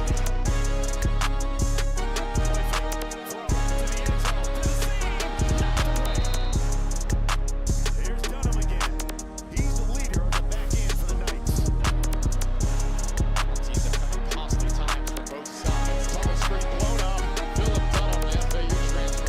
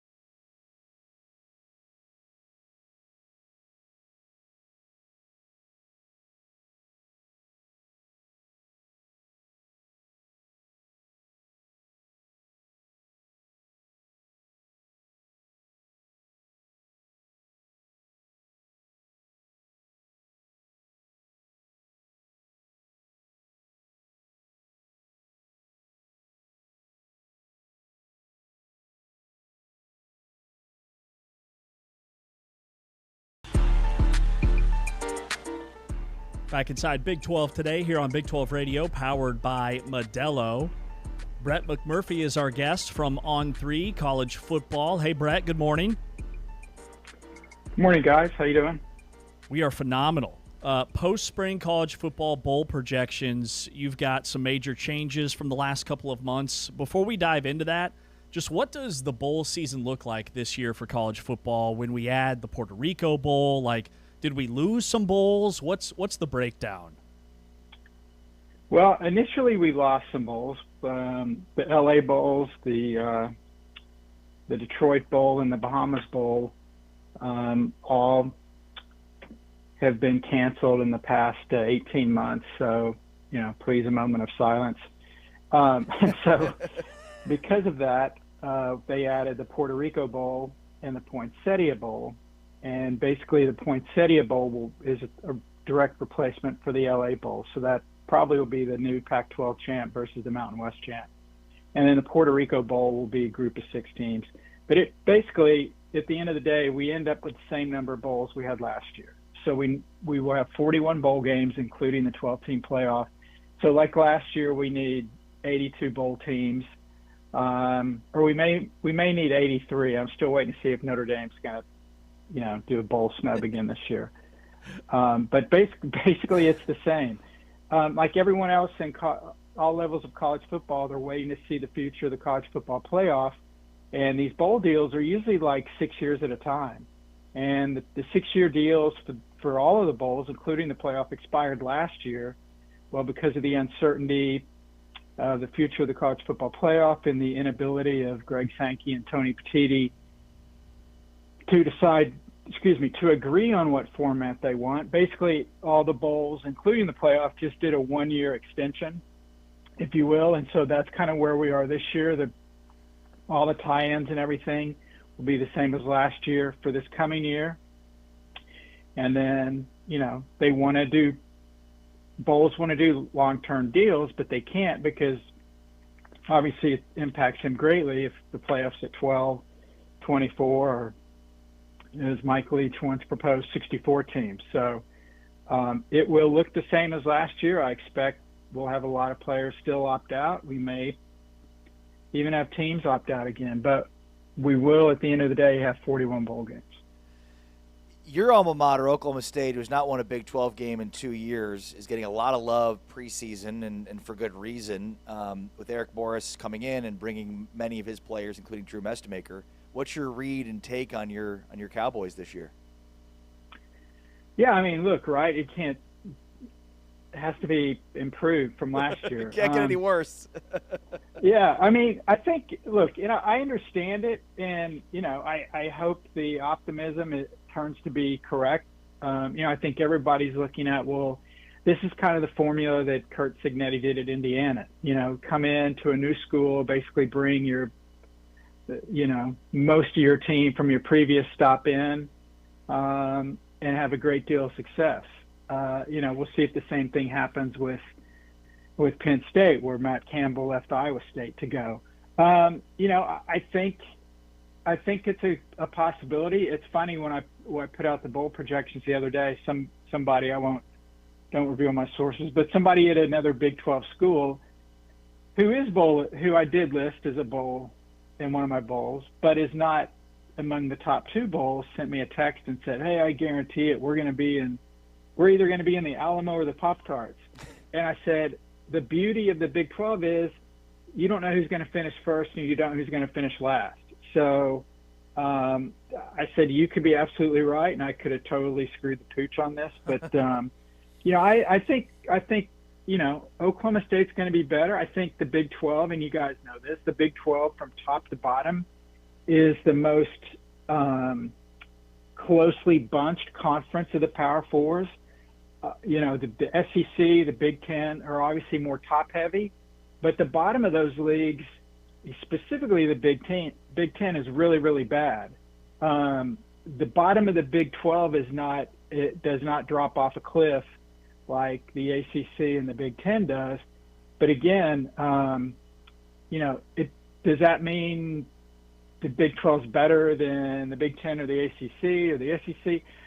I guess it's your definition of better. I think ultimately at the end of the day, people look at which conference has team or teams that can win a national championship. And, there were some years the SEC was not very good. But people don't remember that because a guy named Nick Saban won the national title. And so it covered up a lot of the warts. Great point. The Big 12 could have 12 teams make bowl games, but don't win a national title, and nobody will remember, oh, well, that was a good season. No, nobody will remember that. It's very similar to the SEC in basketball this past year. They had, 27 teams make the NCAA tournament, yet they didn't cut down the net. So, but your original question, I expect improvement with Oklahoma State. I think 6 wins is a realistic possibility. But based on the Big 12, I mean, anything from 1 to 16, I would not be surprised with any team in this league. Yeah, that's well said. Completely agree. Brett, who are some of the teams and potential bowl matchups that you project that you can highlight for us? Well, the ones, I guess I'm kind of like the NCAA basketball tournament where they pair the teams up and you've got these coaches going against each other that really don't like each other. So I kind of try to do that early on because it's, look, my accuracy in the post-spring bowl projections, I'm not going to lie, is probably, if we would say 10%, I'd say take the under. But when we get to November, I've got it going by then. But for the early ones, like, UCF, they stopped the series with USF.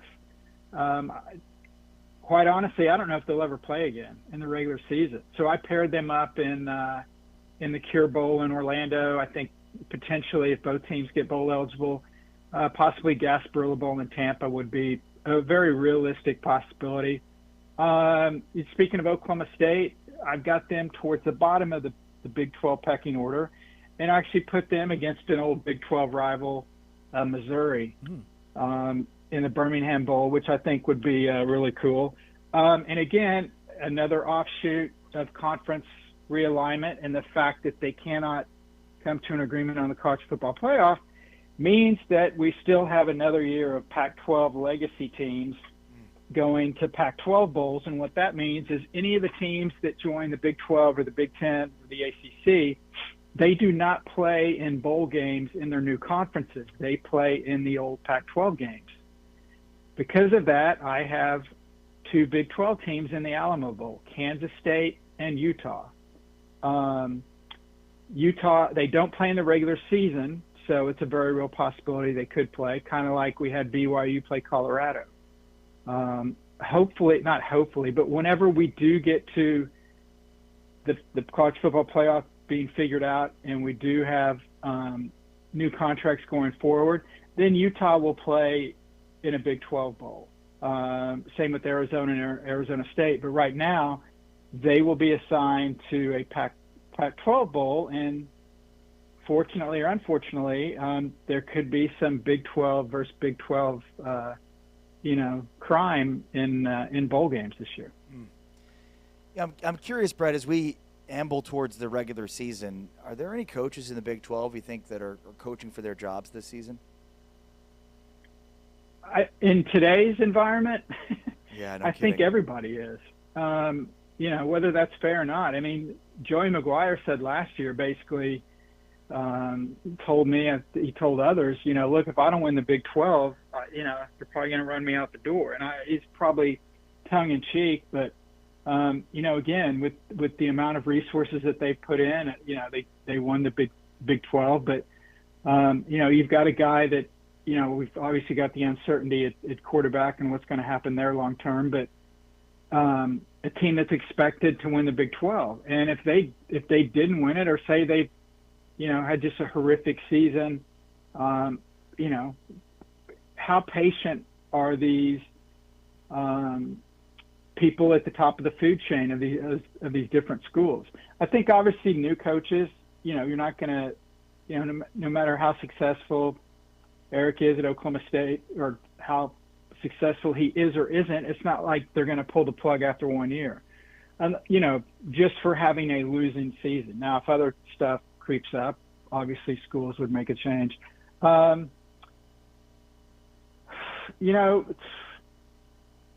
Cincinnati could be someone to keep an eye on. That's kind of yeah.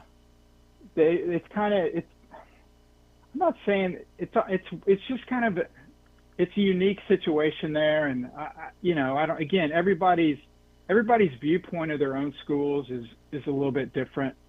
But I'd say from a distance, I'd say that could be a possibility. A lot of people have, speculated, and, you asked me a question, I'll answer it. I don't have any inside information. I want to be clear with that. But I just wonder how much longer Deion Sanders will coach. And I say that is, probably his choice. Obviously his health issues are well documented. Hopefully he, can battle that. But, you just look at where he is in his life and how much, do you want to continue to deal with all this stuff? His sons are gone from the program. He got the program back on its feet. Could say it's dipped a little bit since then, but I don't think anybody views Deion Sanders as being in this thing for several years. Could he maybe decide this is the time to step away? And then Dave Aranda at Baylor. That's it depending on which way the wind blows, you think he's gone and then he's back, and they've got a new athletic director in there, and we all know the last thing you want is to have work for an athletic director did not hire you. So would that be a possibility if Baylor, certainly if Baylor doesn't get bowl eligible, but is even getting bowl eligible enough? I mean, it's changed so much in the last 3 years. I know you guys have noticed this too, is that it used to be simply the guy didn't win enough and he was gone. Well, now with the money and the money that has to be distributed to the players and everything, you can't just cut ties with the coach because you got to think of the financial implications. Yeah. And, there's probably half a dozen coaches that returned because their school just didn't have the finances to get rid of them and bring in a new staff and be able to afford all that. But some of those guys, I think this is their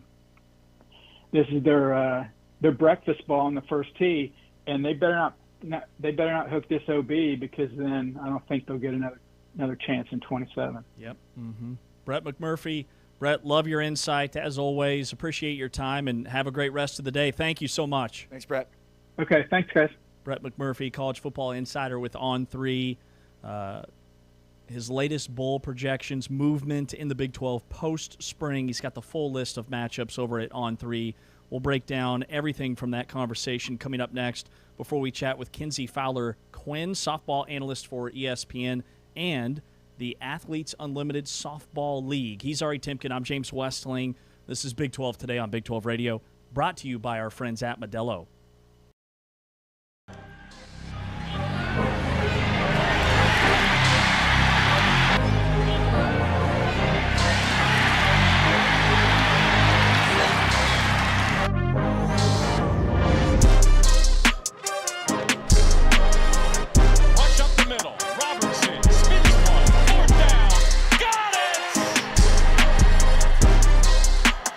Senior to senior, a dot.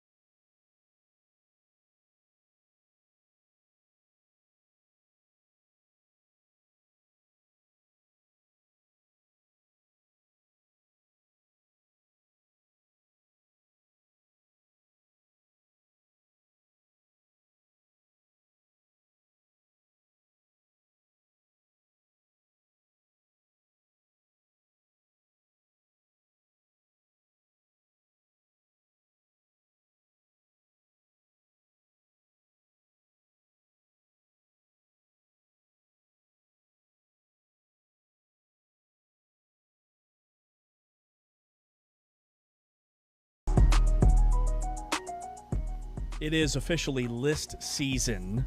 It's Big 12 today on Big 12 Radio. Both Brett McMurphy from On3 and Brad Crawford from CBS Sports have their way too early bowl projections. We just had Brett McMurphy on to chat about his. Don't miss our Big 12 Power Hour newcomer series today. Linebackers starts at 2 Eastern, 1 o'clock Central Time. And our interview of the day, we had it in hour number 1, is Trey Wallace from Fox and Outkick. He is doing in-depth reporting, the latest on the Brendan Sorsby case, and the 2014 playoff model proposal. But some takeaways from Brett McMurphy. Said he had Oklahoma State towards the tail end, the bottom of the Big 12 pecking order. And for him, that's surprising because he's an Oklahoma State alum. And I've seen some like way too earlys with them in the top 25, with them winning 8, 9, 10 games. He's more taking like a wait-and-see approach. Yeah, and look, I mean, there is, recent precedent that shows that, that these situations have worked out. And I think that's why there are a lot of people that are leaning into it. And I think, look, it starts with if you've got a good quarterback, you can go far. And, to bring in the players that have had the success in North Texas with Eric Morris at the positions that they are at, I get the optimism. It's funny because it feels in some ways like they were going to be a sleeper team that nobody was going to pick, and it's like it's almost as if the sleeper team has jumped the shark a bit. But look, I mean, they haven't won a Big 12 game in 2 years. Right. So, any wins in the conference would be a market improvement, and I think it's clear they're going to be significantly better, but by how much? And, it's funny because I think in some ways we look at the league as a whole, like, we know certain aspects of it. Like, heading into last year, we kept talking about, it's the league of parity until it proves otherwise. Well, now it looks like Texas Tech, after 1 year, has kind of a stranglehold in this conference. We'll see. It was 1 year, right? But still. So how good will the rest of the conference be? I think we expect BYU and Houston and Arizona to be really good. How good will they end up being? We had Brad Crawford on. He said it's going to probably take 2 11-win teams to get 2 playoff teams. Which we had last year, but BYU losing twice to Texas Tech wasn't enough to push them over the edge. So I wonder if 2 11-win teams would be good enough this year.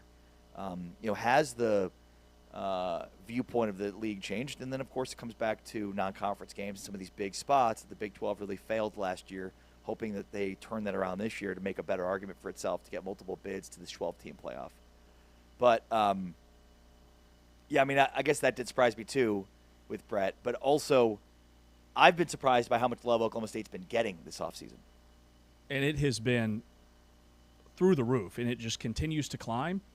Now, last year, I would say that team was Utah. Remember, Utah was coming off a 5-win season from 2 years ago. Yeah. Everybody was picking Utah as being right back in the mix, major sleeper team, and it hit. They almost made the college football playoff. They almost played in the Big 12 championship game, but we missed on Arizona, who went from 4 wins to 10. We missed on Houston, who went from 4 wins to 10.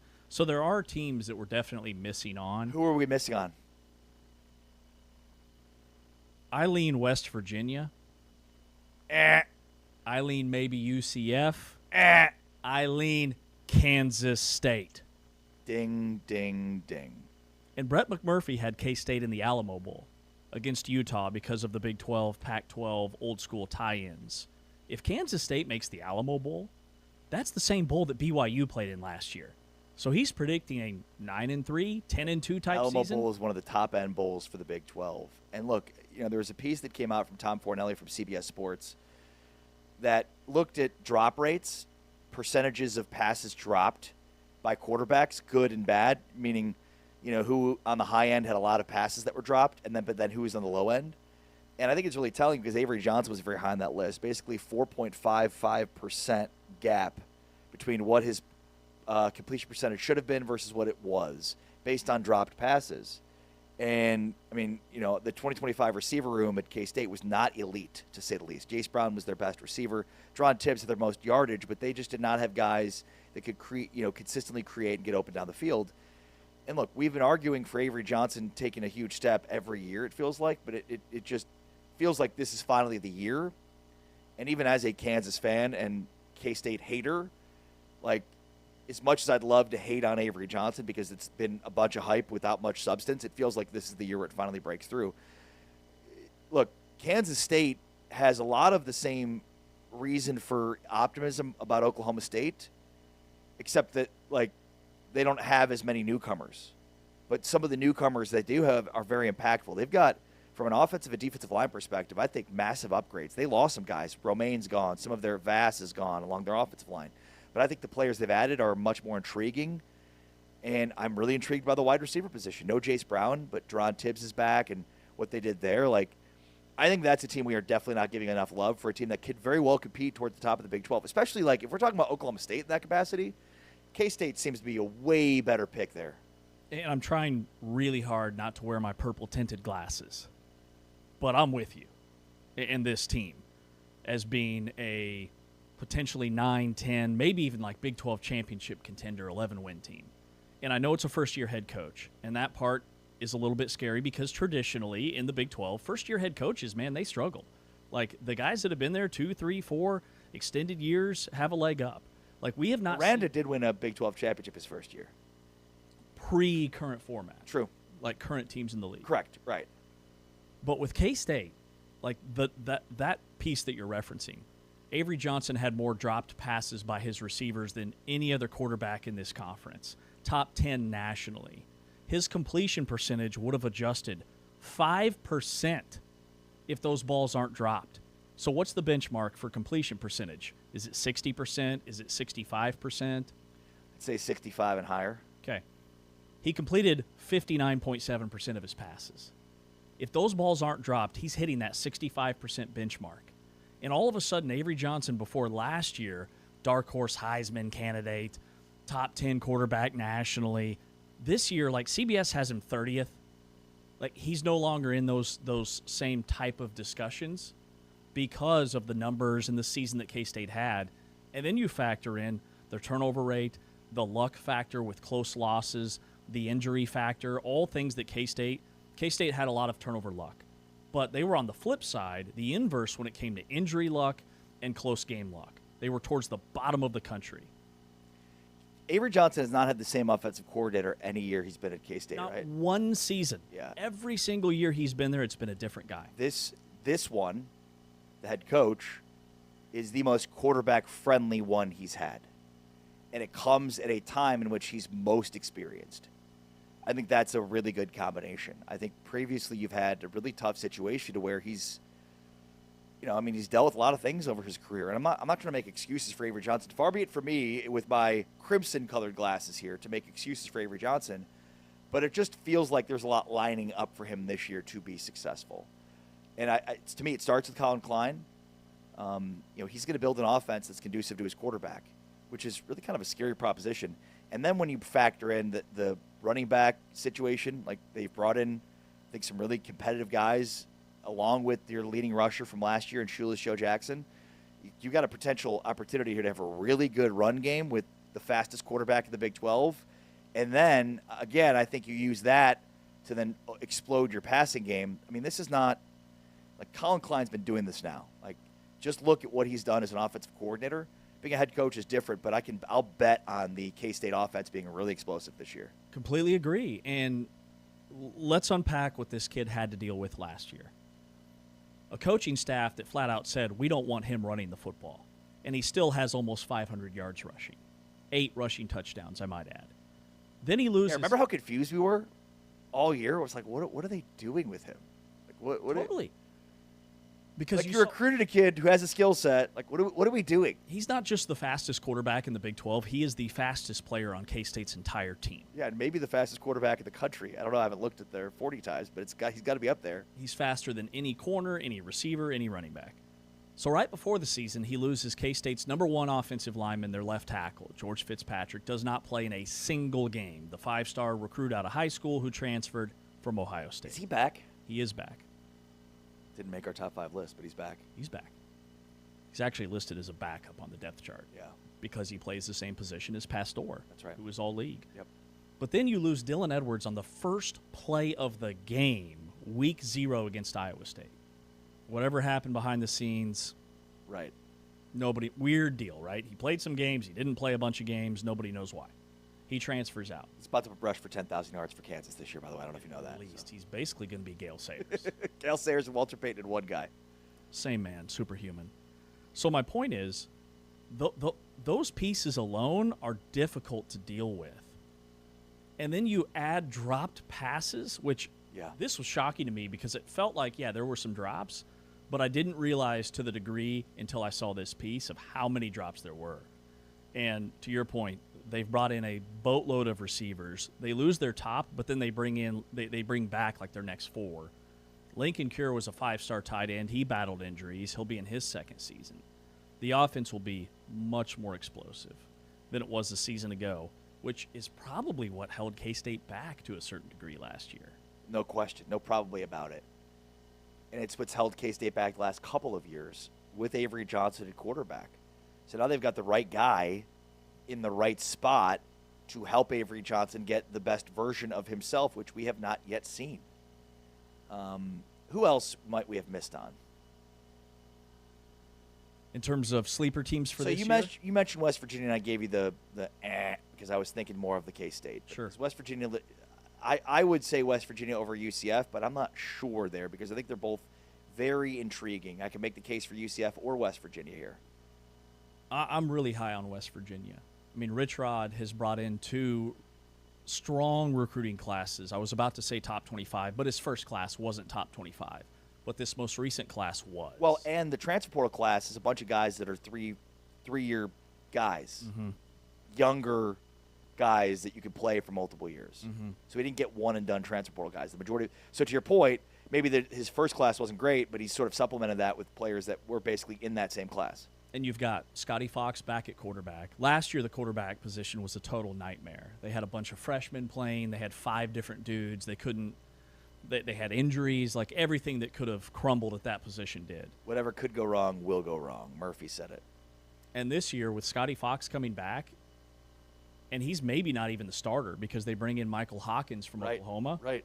You pair that with Cam Cook, you've got your Pat White, Steve Slayton light, if you will. The offensive line has a bunch of guys coming back. The defense was not the issue. Like, they were very competitive on the defensive side of the football. They made a lot of games really gross and ugly, which is the only way they could win. But now having a top 3 in the Big 12 recruiting class, they're my breakthrough team for this year. They're the team that I look at like a Houston or an Arizona who went from 4 to 8, 9, 10, whatever it was, without even looking at their schedule. I think West Virginia's, they'd be my pick as the number 1 sleeper. Is there anybody we're missing on that we think will be good that won't be? That we think will be good? Yeah. Like any teams, like Utah? Utah is a team that came to mind. And I would say, like, we've both noted that, hey, there's maybe a little too much hype surrounding this team that lost their entire offensive line. Their entire defense goes with Coach Kyle Whittingham to Michigan. But the national, like, perception of them is still that they're going to be very good. Right. But, yes, if I was, like, putting together a preseason poll right now today, I don't know that I'd have Utah in my top half in the Big 12. Well, and the other side of the coin for the Avery Johnson piece on a lot of dropped passes was Devin Dampier and Connor Wegman are 2 guys that were beneficiaries of very few drops. And, I mean, what's the common denominator within those offenses? Those are low-volume passing offenses, right? So the low drop rate could be is most likely a product of a low-volume passing offense. I'm more of a believer in Wegman than I am in Dampier, but with an offseason to prepare for what the Dampier offense could look like, I mean, he had a really good year last year, especially relative to what he'd come off of a couple of years ago, but a couple more drops, a couple more opportunities to throw the ball. How accurate is he? Again, I think part of the lack of drops were the low-volume passing that they had. And when you couple that with a ton of new players, especially along the offensive line, I mean, you could rely on 2 first-round picks at left and right tackle last year. That helped a lot. Now, Wayshawn Parker's back, and the running game should be good, but, man, if their offensive line is not as good as it's been, they got problems. So we agree on Utah. Let's each give one other. Mine would be Arizona. Arizona won their last 5 regular season games, so they finished 9-4, even with the bowl loss to SMU. I know Fafita's back at quarterback. That's super exciting. But my concern with them is they lose the entire back half of their defense. all those defensive backs are off to the NFL. They returned one of their 2 or 3 linebackers that were on the field most of the time last year. And then at receiver, I have questions. A couple of guys transferred out. The offensive line, they bring back a couple of starters, but I really felt like their secondary was a huge part of their success last year, both sides of the ball.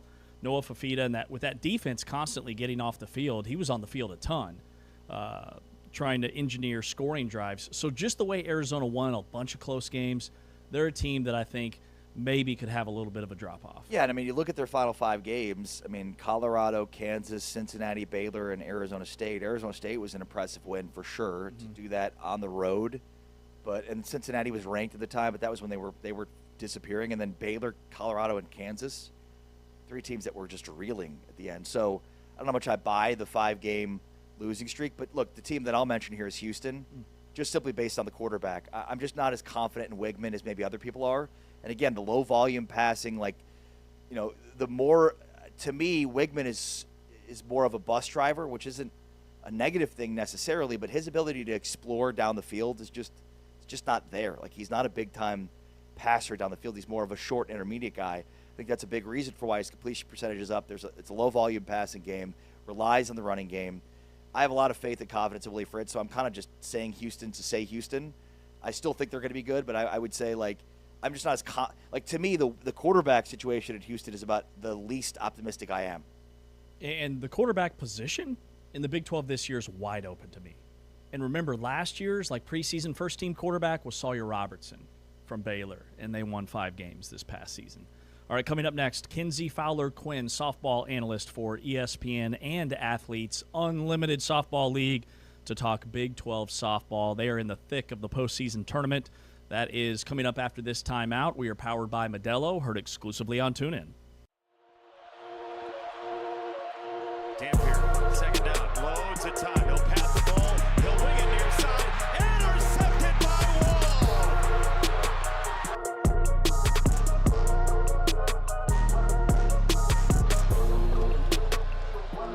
Slant, McAllister, tip ball, interception, BYU.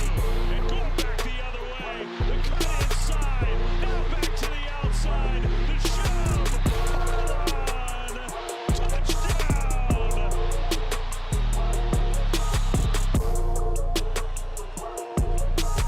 King completes it. Little receiver screen. Good blockers out in front of Rutherford. And tripped up.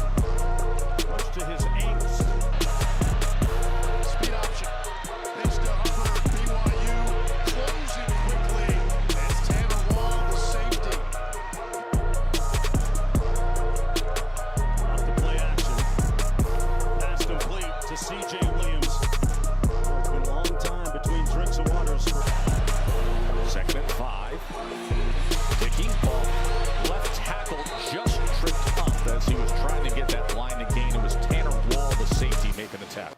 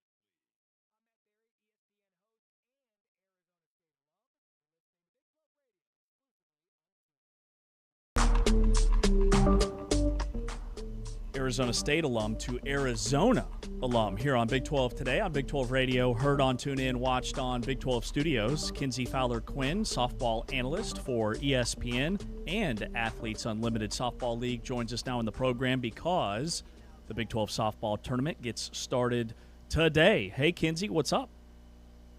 Nothing much. Just we got a lot of softball on TV, and obviously the Big 12 kicks off today, so I'm in a great mood. So thanks for having me. We've got 4 matchups today. Which of the 4 is the most intriguing to you and why? Oh, man.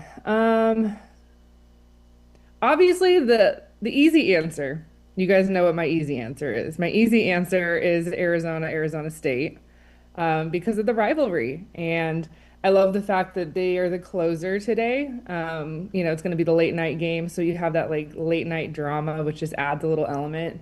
That is the easy answer.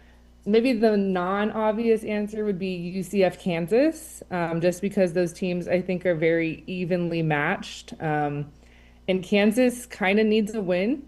I think that they're around, where they need to be. Kansas has definitely been the breakout team in the conference this season. But a win against UCF would be in their best interest this morning. And UCF is solidly in the tournament.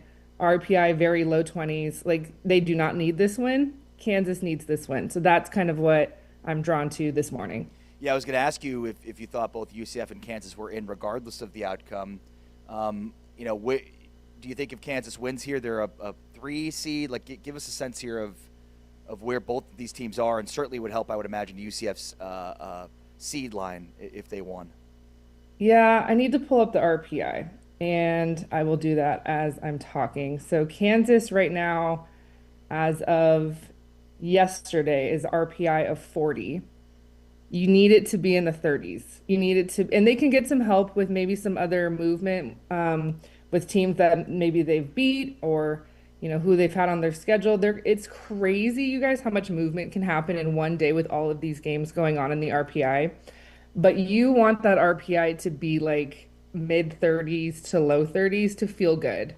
UCF is in. UCF, like, they don't even have to show up today. They will be in the NCAA tournament, probably be a 2 seed somewhere, and they'll be in that top 32, which is also new for our sport this season. The NCAA will be ranking 1 through 32 and seeding those teams and kind of sending those 32 seeds out without the geographic barriers that we have seen in years past, where maybe UCF would be restricted to only going to a Florida State or a Florida, which is very boring.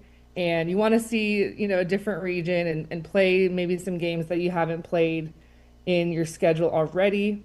But Kansas, they just need a win. Like, win today, and then, like, you'll be good. Like, just get a win.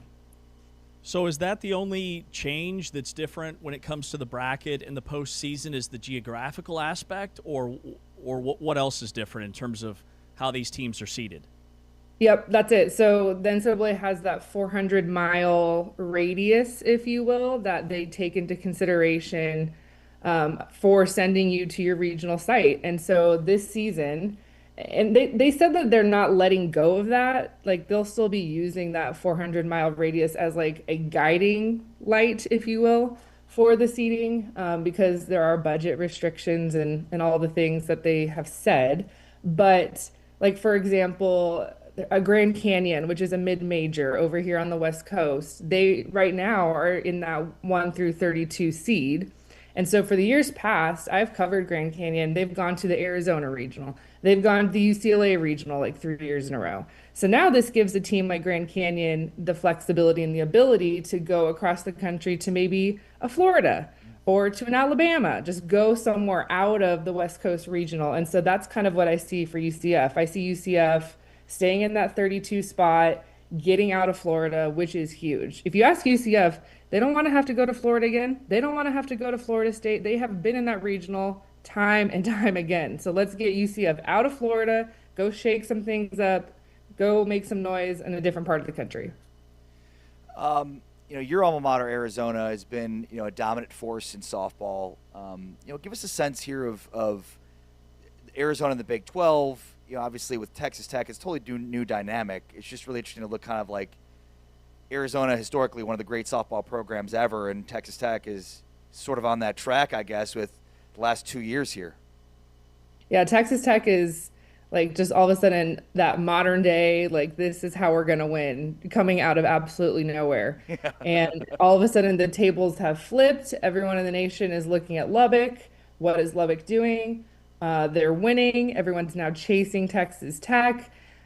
I'm kind of been interested in their storyline of what they feel internally in the clubhouse of the pressure that maybe could be on their program, because there's been so much chatter the last couple of seasons in the softball world because of the shakeup that they've done to our softball world, right? Pouring in football and men's basketball like money into softball.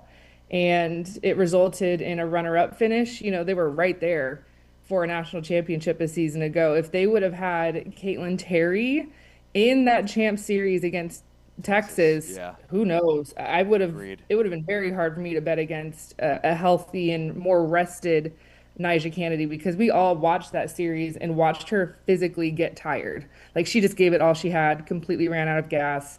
I have been there before. You can't do it by yourself. You can be the best pitcher in the world, but it's just the volume of the World Series of 7 games in a week. It's too much. So you got to have a 2.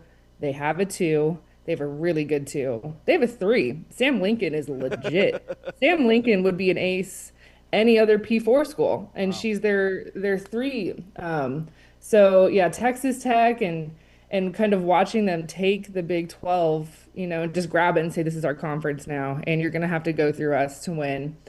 They will absolutely be the favorite this weekend. And you know what's interesting about this weekend in Texas Tech is they need to win. They need to win this tournament if they want to solidify themselves in a top 8 seed. Right now, you look at the ESPN rankings, sitting pretty in a high ranking. You look at the RPI, they're a little low for how talented that we all know they are. And so it would be in their best interest. I'm looking at the RPI 12. 12. Wow. And you think about Texas Tech and the talent they have on that team, you would not think that RPI would be at 12. So they kind of need to win this tournament to solidify themselves in a top 8 seed. If they don't, Great point. they can still run it. Like they can go on the road. I think they'll be very comfortable. They're kind of built that way. I think they'll be fine. But you want to play at home. Let's be real. Like you want to stay at home. It's all the work that you've put in this whole season. If they're not a top 8 seed, I can just tell you that there will be a top 8 seed that will be very upset with having Texas Tech come in and match up with them in a potential super. Yeah, why is Texas Tech's RPI so low? I mean, they're 50-5. Is it lack of non-conference schedule? Is it just the way they've beaten people? Why do you think it is where it is? Yeah, there's a couple of losses in there that bring it down a little bit. Lost to Texas State. There was a marquee matchup in the middle of the season against Florida State that got canceled. That would have helped a lot. Florida State at the time had a huge, really good low RPI, if you will, so in the top 10. And I truly think that they kind of had a scheduling problem where people didn't want to play them.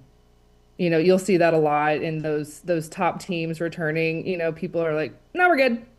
No, we're good. We don't need to play you. And I think they had a little bit of that. So I think it's a combination of maybe a couple of losses, and then losing the Florida State series and just not having the strongest schedule. What do you have any anecdotes or just memories from playing for one of the greats of all time in Mike Candrea at Arizona? Oh man. I mean, I could tell you a lot about him. Like, he's the most superstitious person you'll ever meet. Had Taco Bell for breakfast every single day. No way. Yeah, Taco Bell. We have a Taco Bell right on campus, and he just would stop there before he rolls into the office. So if you went to go see Coach early in the morning, he'd be like eating his Taco Bell, and we loved that.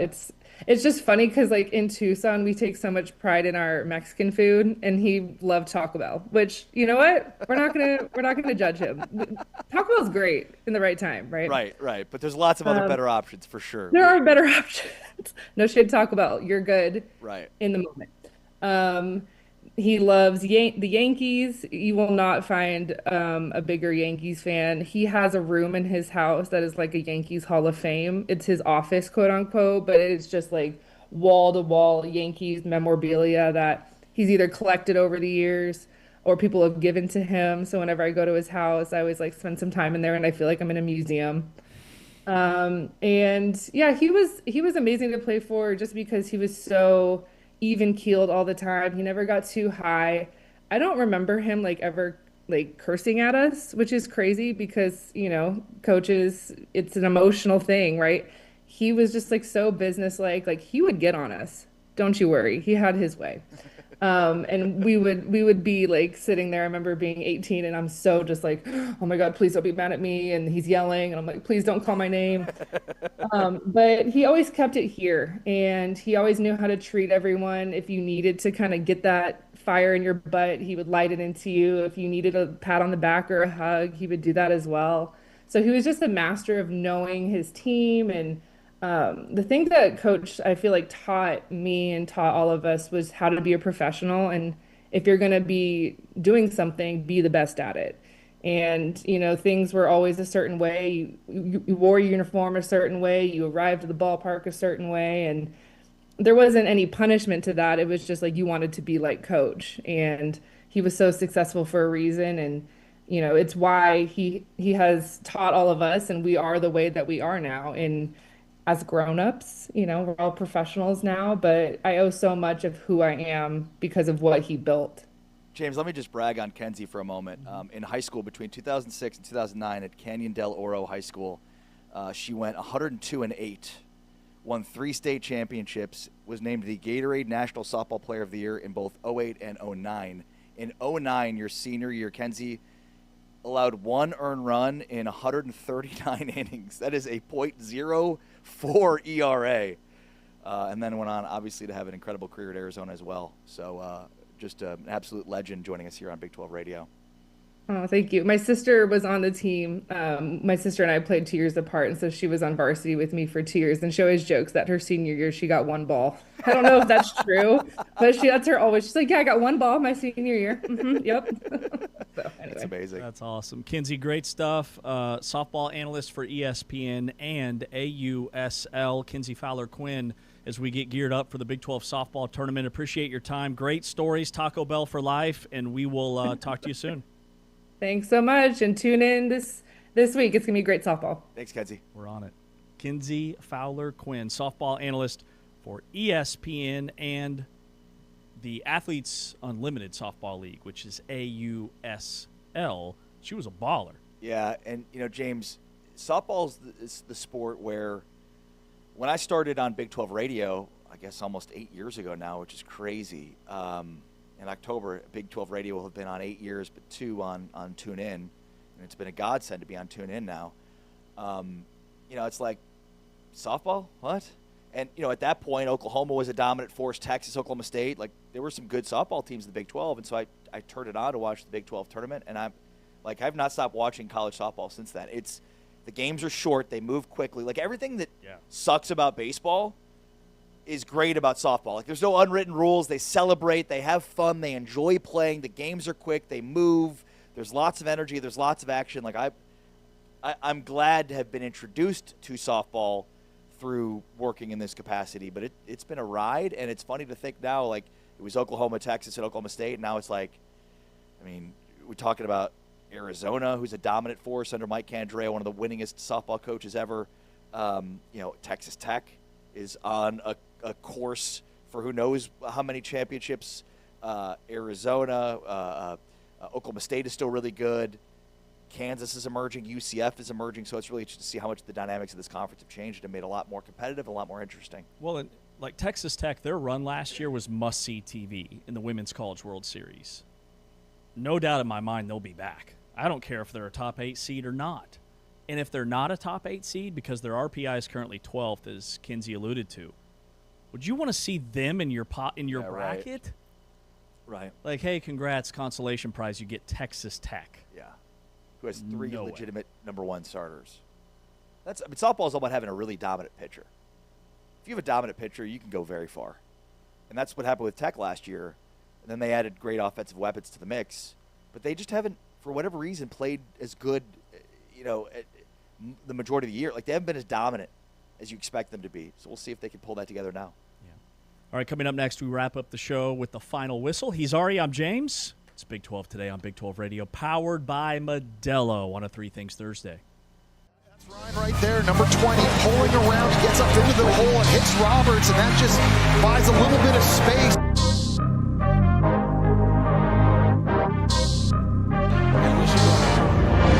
It's Martin instead. He is in. Touchdown. LJ the field, getting through these gaps. Watch how they move. They pull the front side guard. They roll it all down, get him to the edge defender, which means that secondary got First down for his Cougars. LJ Martin straight ahead, broke one. He's got a first down across midfield. It's a gain of 15. John Henry Daly was first. Watch his vision. Outside gap, inside gap, down the middle. Outside zone. He does a great job of reading it and then getting downhill. 99 yards. And the century mark is complete. Boy, he is just having the seams part for him through the middle of this defense right now. I mean, just look at these blocks. Watch 71 on the end. He's just getting up. He's on the second level.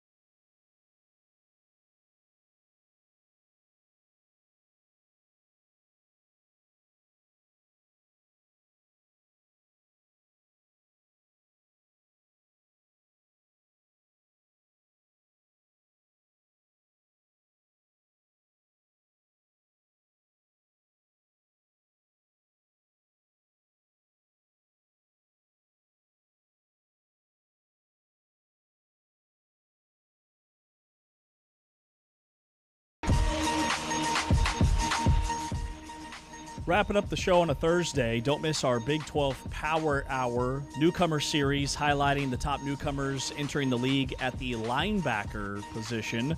Our Big 12 Power Hour each and every weekday starts at 2 o'clock in the afternoon Eastern Time, 1 o'clock Central, right here on the channel.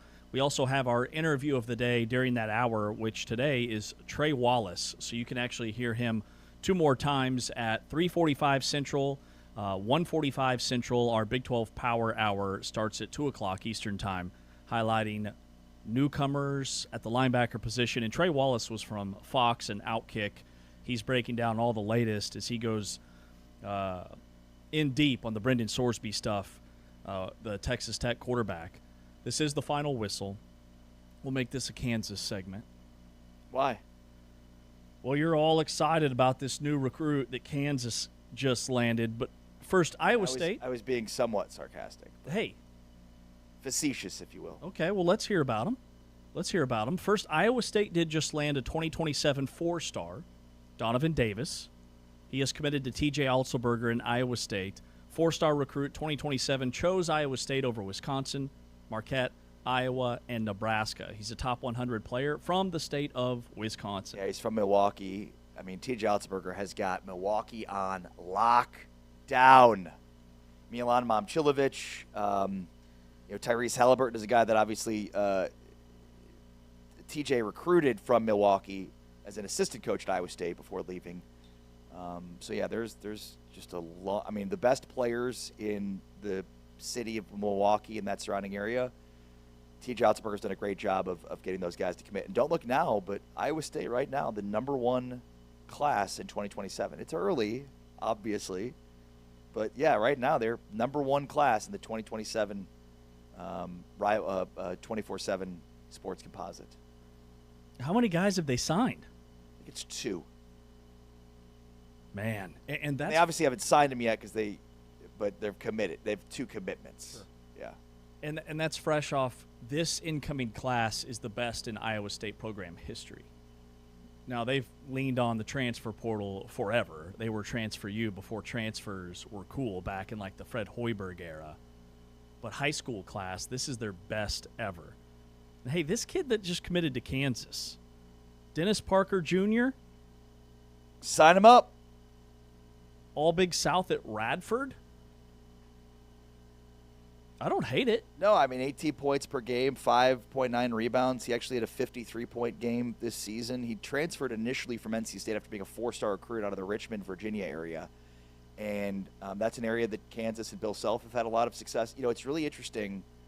There are certain we just talked about Alzelberger in Wisconsin and Milwaukee. Alzelberger, by the way, is from that area too, so it makes sense. Like, there are just certain geographical areas that, for some reason, coaches are able to consistently hit on. There was a period of time where Bill Self did a really good job in recruiting the Chicagoland area, but like the Virginia, Richmond area, that's been a really good hotbed for Bill Self. And, Dennis Parker, a commitment for Kansas from Radford, we'll see. I mean, he made 2 threes a game, shot 38% from 3. That's an area of need for Kansas. I mean, this path that Kansas is taking in the portal, I would say, so far has been quite a bit different. Number one, they've held off until late in the cycle. Number two, they're not shelling out $4 or $5 million for guys. They're bringing in very high-level, mid-major prospects that I think fit like their system. I think Kansas is being way more selective than they have been the last couple of years. I don't think there's any question, and I'm not sure if they've hired a general manager or if there's more input, but it's good to see the evolution of Kansas in terms of this personnel piece. I mean, you're Kansas. You're going to be able to get a lot of commitments, and there's obviously going to be a ton of money invested into this program because of the success of Kansas basketball and just how much investment there is from the fans and the people with the money. So, yeah, I mean, I agree. They've let the market come to them, and they've kind of taken all these approaches. Like, first they went after the biggest fish in Hunter Dickinson and landed him.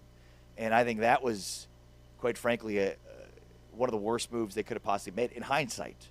At the time, I thought it was a great move. Yeah. But the players they lost as a product of getting Dickinson and then what that meant for their offense was just a disaster. No disrespect to Dickinson. It just didn't work out. It didn't work out for Kansas. It didn't work out for him. And then last year, then they took the approach of like lightly building adding some pieces here or there. And then last year they went all in, and like they had so many guys that committed that were big time players that they even lost some players. So they've taken all different approaches. I'd say that this is probably the best approach. Now again, I've had the benefit of hindsight to see that, so we'll see how it works out. I mean, Dickinson isn't the only one. Like Rylan Griffin, AJ Storr. That's the year I'm talking about. That was 2 years ago, not last year. That's where they had, like, Riley Kugel was from Florida, had committed initially. And then they added so many other players that Kugel ended up decommitting and going elsewhere. And obviously I know he was at UCF this year, and I can't remember where he was the year before that. But, like, that was clearly not the right approach. I also think, like, their offensive systems weren't great. We'll see. That's the other thing, too, is it's like you can make the excuse about Dickinson, but their offensive systems have not been good. Like, they've not – it's not just been the players, it's been the system. So that's got to change. They've just been in the 50s, mid-50s and below in Ken Palm offense. That's not good enough. It's not good enough. It's the reason you're not getting out of the first weekend of the tournament. Kevin McCullough's another name that comes to mind, although he was a walking bucket, and when he got hurt was really the downward trajectory of that season 3 years ago. But I think about, like, mid-majors that have shined. Iowa State has done it. Texas Tech with, like, Donovan Atwell and Bamboye was impactful late in the year. Lawan Watts was a transfer from Washington State. And those guys, even transferring up, had an uptick, like, on paper, too, statistically. So maybe that's the path for Kansas. By the way, there's some news around the Players Era tournament, and that it is expanding to 24 teams. They're jumping ahead of the college football playoff and just expanding to 24 teams. According to Jeff Borzello from ESPN, this is as of this morning. Players Era, the Ever Wonder studio company behind the rapidly growing November tournament, and ESPN have reached a multi-year agreement for ESPN to serve as the executive broadcast partner for the Players Era Men's Championships. This is a huge development that's been with Fox previously. Now it's with ESPN. The event is expanding into 24 teams. It will be split into two separate bracket play tournaments over the course of 2 weeks in Vegas. So the week of November 16th will feature the Players Era 8. So this will be Florida, Houston, Kansas, Auburn, West Virginia, Notre Dame, Rutgers, and UNLV. So West Virginia, Kansas, and Houston will be in Vegas for the first bracket of the Players Era tournament the week of November 16th. And then Thanksgiving week, the following week, will feature 16, Michigan, Alabama, Gonzaga, St. John's, Louisville, Tennessee, Iowa State, Miami, Tech, Baylor, Maryland, TCU, Oregon, Creighton, San Diego State, and Kansas State. Kansas State in the Players Era. Texas Tech, one of these things is not like the other. Texas Tech, Iowa State, K-State, TCU, part of that second grouping of Big 12, and Baylor, part of that second grouping of Big 12 teams. It'll be in the Players Era, so a big deal. Obviously, the Players Era is now partly a Big 12 deal as well. So you root for the success of the Players Era. Yeah, half of the Big 12 field, if you will, half of the 16 members go to the Players Era. So are teams guaranteed 3 games in that tournament? Yeah, it's a bracket play format. So a traditional bracket as opposed to last couple of years where it started and it was like 18 teams, each played 2 games, and then the third game was determined on how you did in the first 2. That's what it was. So 2 separate bracket play tournaments with consolation games, which I'm here for that. Kansas State in the mix with a lot of those other powers. They're so back, though. K-State based basketball is so back right now. I mean, Creighton, they beat Creighton last year head-to-head. San Diego State. By the way, Maryland, I would not hate that first-round matchup. Kansas baseball lost to Creighton earlier this week. It's the first that snapped their 10-game winning streak. Well, there goes one of our valid or void questions. That's right. From earlier this week that Kansas would run the table. Where is Radford? The South. What state? One of the southern states. Okay, you get a point for every one you get right. We take a point away for every one you get wrong. Okay, so do you know where Radford is? Yes. Virginia? Virginia. You've got a point. Taman, keep track. By the way, Anthony got it right. He sent the text that it was Virginia before. Nice. Well, to be fair, he's in North Carolina. All right, Radford is in Radford, Virginia. Winthrop. You just have to give me the state. What are we doing here? We're doing a little pop quiz off the fly. What? Winthrop. You just go through the Big South teams? Just give me a state. South Carolina. Okay, he's got 2. Presbyterian College. That's what I have no clue on. Let's say North Carolina. South Carolina. Ah! Okay. I'll give you an easy one. Incarnate Word. San Antonio, Texas. San Antonio, Texas. He got it. Stonehill College. These are all Division I basketball teams, by the way. Georgia. Stonehill is in Easton, Massachusetts. So I think we're back to even. I got 3 right and 2 wrong. Chicago State. Illinois. Okay, there's your softball. Nichols State.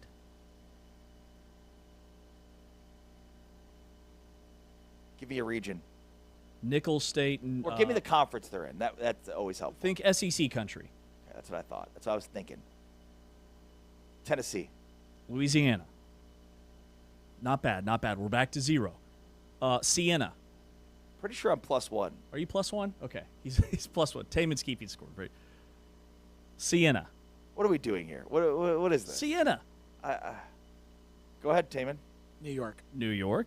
Austin P. Pennsylvania. Tennessee. Awesome. Okay. IUPUI. Ooey pooey. Indiana University, Purdue University, Indiana. Indiana. There we go. We always end on a make. You got it. Indiana. Not bad. Not bad. Radford is in Virginia. All right, don't miss our Big 12 Power Hour coming up later on today on Big 12 Radio. Our newcomer series highlighting linebackers. It starts at 2 Eastern, 1 o'clock Central. Our interview of the day is Trey Wallace. You can catch during that hour from Outkick and Fox, breaking down the latest in the Brendan Sorsby situation. He's Ari Timken for Anthony Smith. Taman Turner.